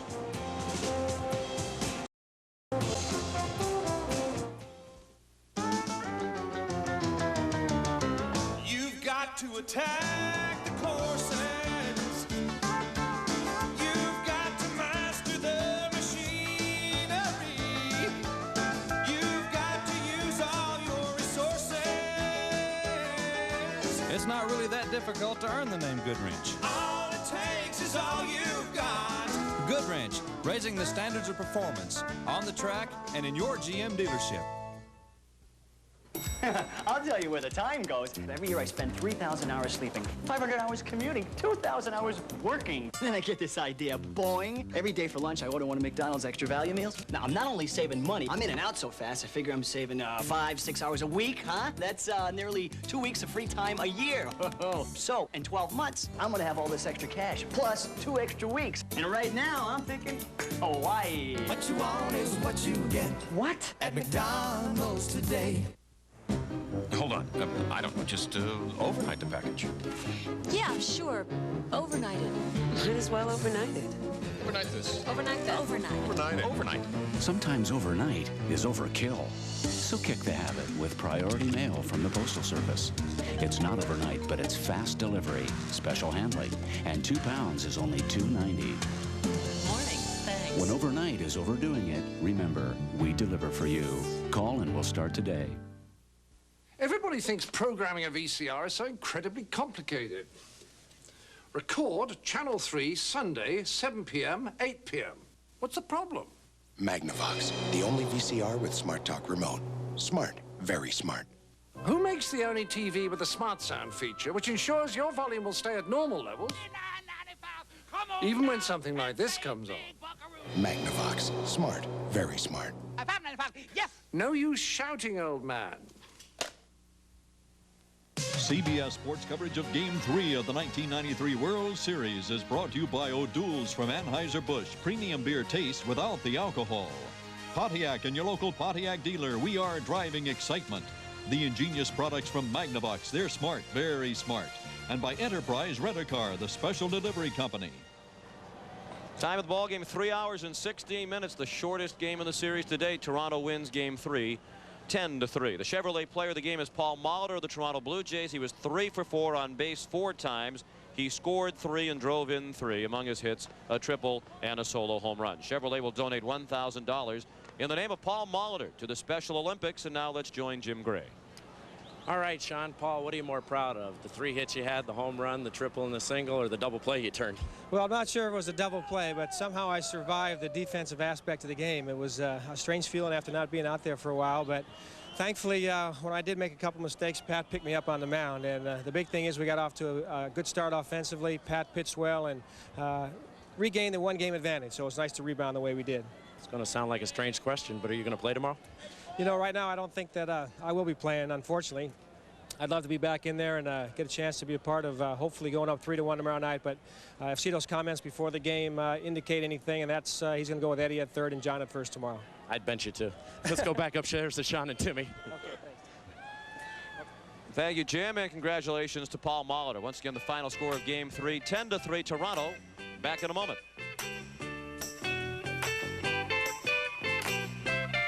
Jell-O gelatin's just 12 cents a serving. That's 4 cents for the giggles, 4 cents for the improved motor skills, and 4 cents for creativity. Hello, Jell-O. Whatever your budget, there's always room for Jell-O. Why not?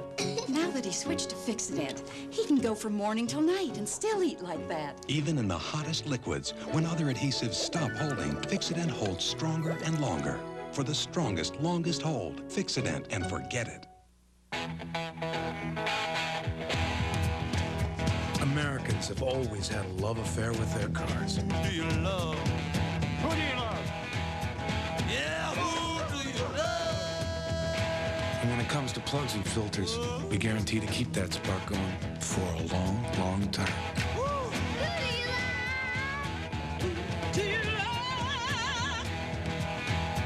Yeah, who do you love?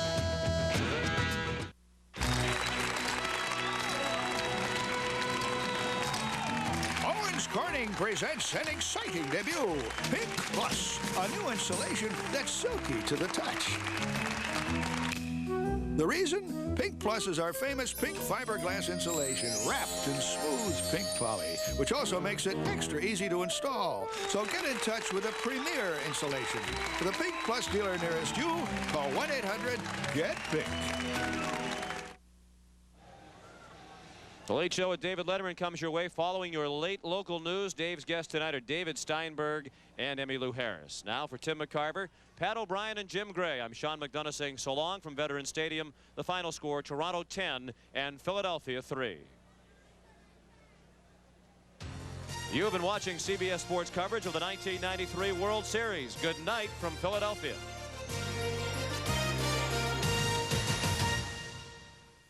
Old Spice asks, where do you go to test your endurance? New High Endurance. With an odor-fighting formula so long-lasting, not even the leading stick can keep up. High Endurance delivers. For better odor protection, get the better deodorant stick. Demand proof. Get New High Endurance.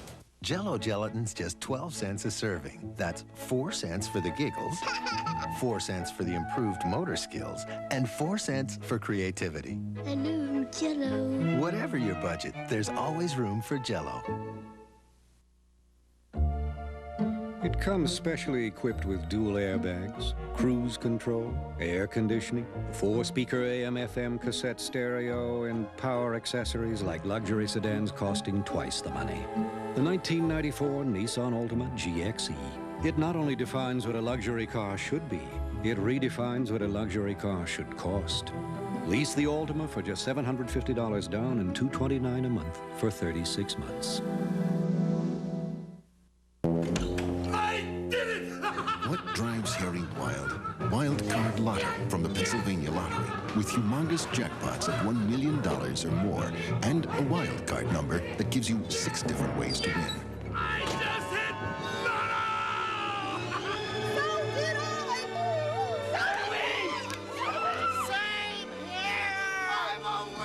So play Wild Card Lotto and get a lot of ways to say. I won! I won! Tonight on Late Show with David Letterman, David Steinberg, and I was like a John Gotti of my neighborhood. Bo Jackson. I happen to be the best fielding pitcher in the league. They come from China, from Thailand, from England, Germany, France, and Australia. Every day, people from 33 countries across 5 continents come together in the friendly skies. United. Come fly the airline that's uniting the world. Come fly the friendly skies. When you look for champions, you look to CBS Sports. This is CBS. In the mood for something serious or something fun? There's the sporty Mazda Protege. Roomier than Mercedes 190E with an unsurpassed basic warranty. Now get $1,200 cash back, plus air conditioning or automatic transmission at no extra charge. Save up to $2,040 on the 93 Protege and have some serious fun. Mazda. It just feels right.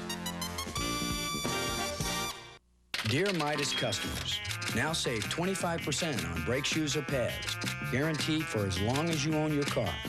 And we'll fix the brakes on most cars the same day you call. That's the Midas way, the way it should be. And talk about the way it should be. Right now, Midas will give you 25% off brake shoes or pads. And with your 25% off, you'll also get a free oil change, a free lube, and a free filter. But you better hurry. This offer ends soon.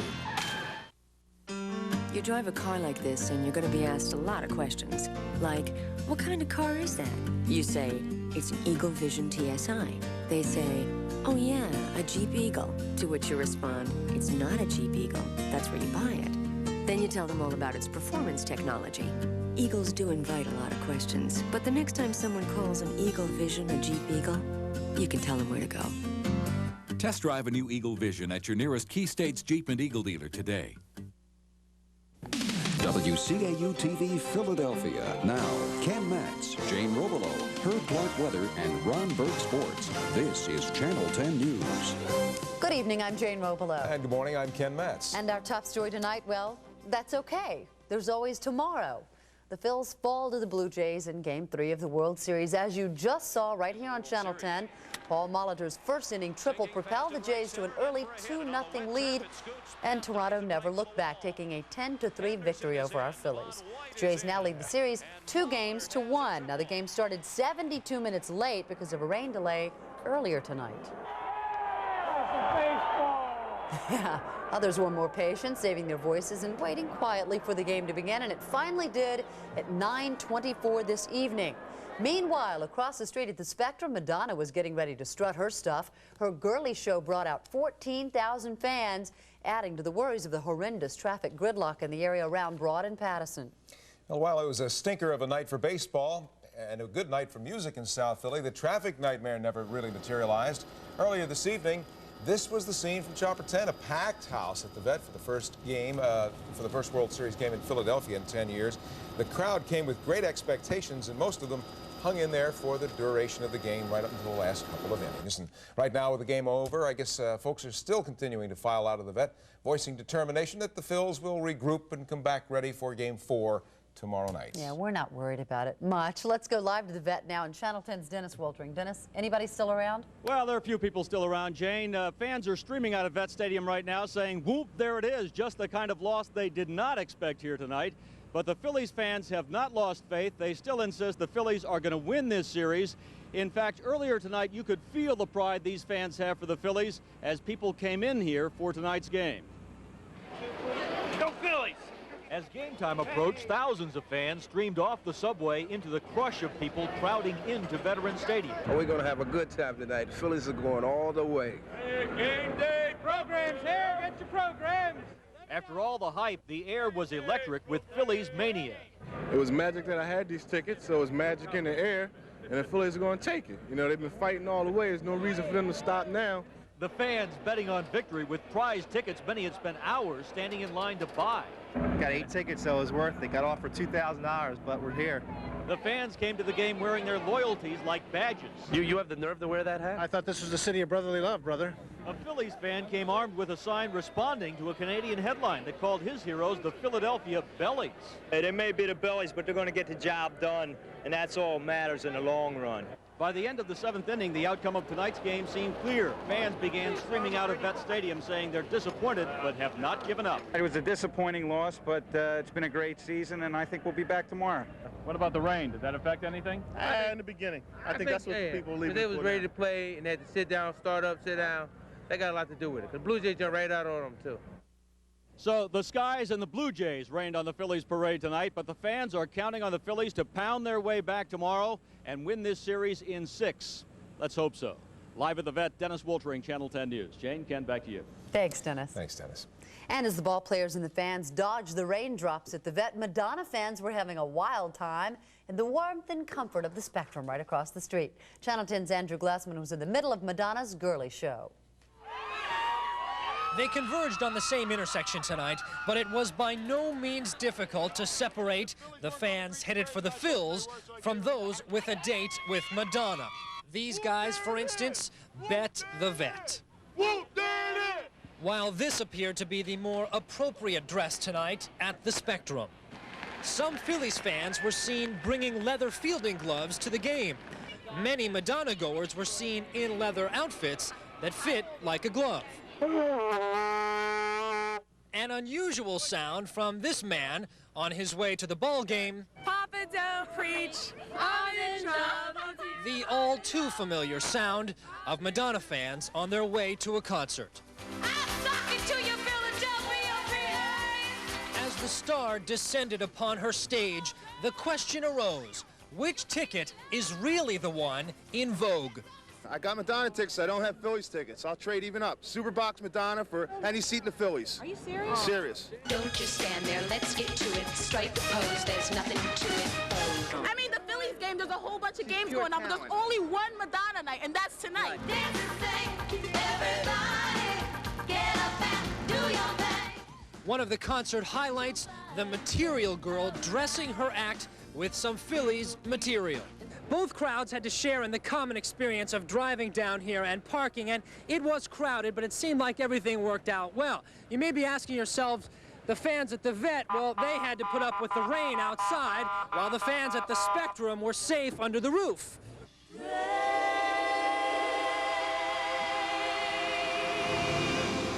The rain inside was far more appreciated, and the consensus here was Madonna had good stuff on this night.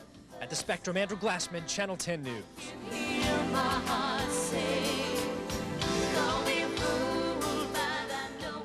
That was a good show. We're glad for those fans. But now let's get back to baseball. A lot of folks hung right in there all night long through the rain delay into the wee hours of the morning to watch the game right here on Channel 10. Channel 10's Arthur Fennell spent the night with some die-hard fans of South Philly. And Art, anybody still around where you are? Ken, I can barely hear you, but I just want to tell you this. We have had quite a time here at the downstairs bar in South Philadelphia. They call it The Hole. It's not the biggest of bars. It's sort of like Cheers, a place where everybody knows your name. And they say, hey, the Phillies may have lost tonight, but they remember when we played the Braves, when we were blown out like 14-3, something like that. They say the Phillies will come back.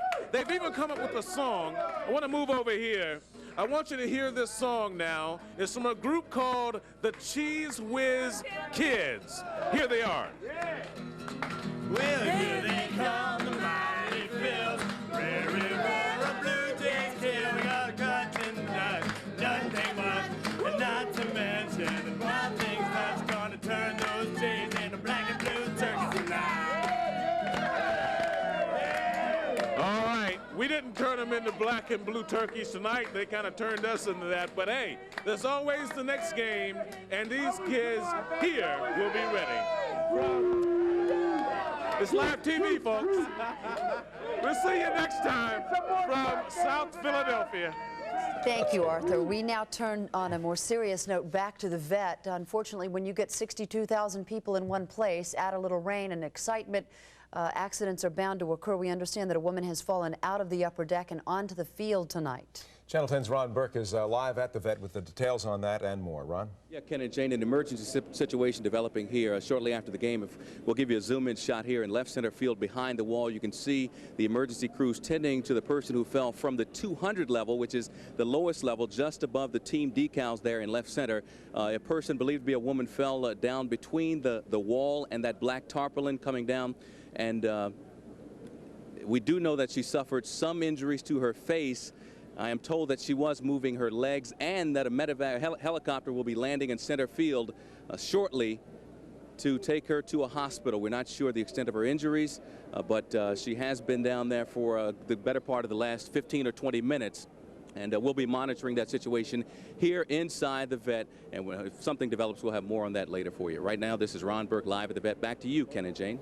All right, Ron. Thanks very much. Okay. Of course, we're going to continue with coverage of the World Series in sports. In the meantime, stay tuned because there is a lot more ahead. Ron Burke, Big Al Meltzer will have the highlights and the post-game reaction from the vet. Also coming up later, what makes the wild thing wild? Channel 10's Herb Denenberg meets Phil's reliever Mitch Williams and finds the real man behind the legend. And don't forget, Game 4 of the series scheduled for tomorrow night right here on Channel 10. Airtime 8 p.m. right here on Channel 10, your Phillies World Series station. And on Thursday, before Game 5, Channel 10 presents another special on Phillies Fever. Join Jane Robelo, Arthur Fennell, Ron Burke, Janet Zapala, and the Channel 10 News team as we preview Game 5 and take in all the World Series excitement. That's Phillies Fever, Thursday night at 7, right here on Channel 10. And still ahead tonight on the Channel 10 News, a controversial movie scene is pulled after some deadly imitations in real life. Texas takes center stage as the candidates for New Jersey governor square off in debate. Stay with us as the Channel 10 News continues on a rainy World Series night in Philadelphia.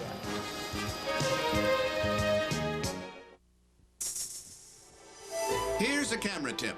In order to get a nice steady picture, one that doesn't jiggle or bounce around, remember, it's important your camera be mounted on a solid object specially designed to minimize vibration. Dodge Intrepid, running at, let's say, 85 miles an hour, would be a particularly good choice. Dodge Intrepid. This changes everything. Tonight on Late Show with David Letterman, David Steinberg, singer Emmylou Harris, and Bo Jackson. Ladies and gentlemen, I feel so good tonight we might do 2 shows.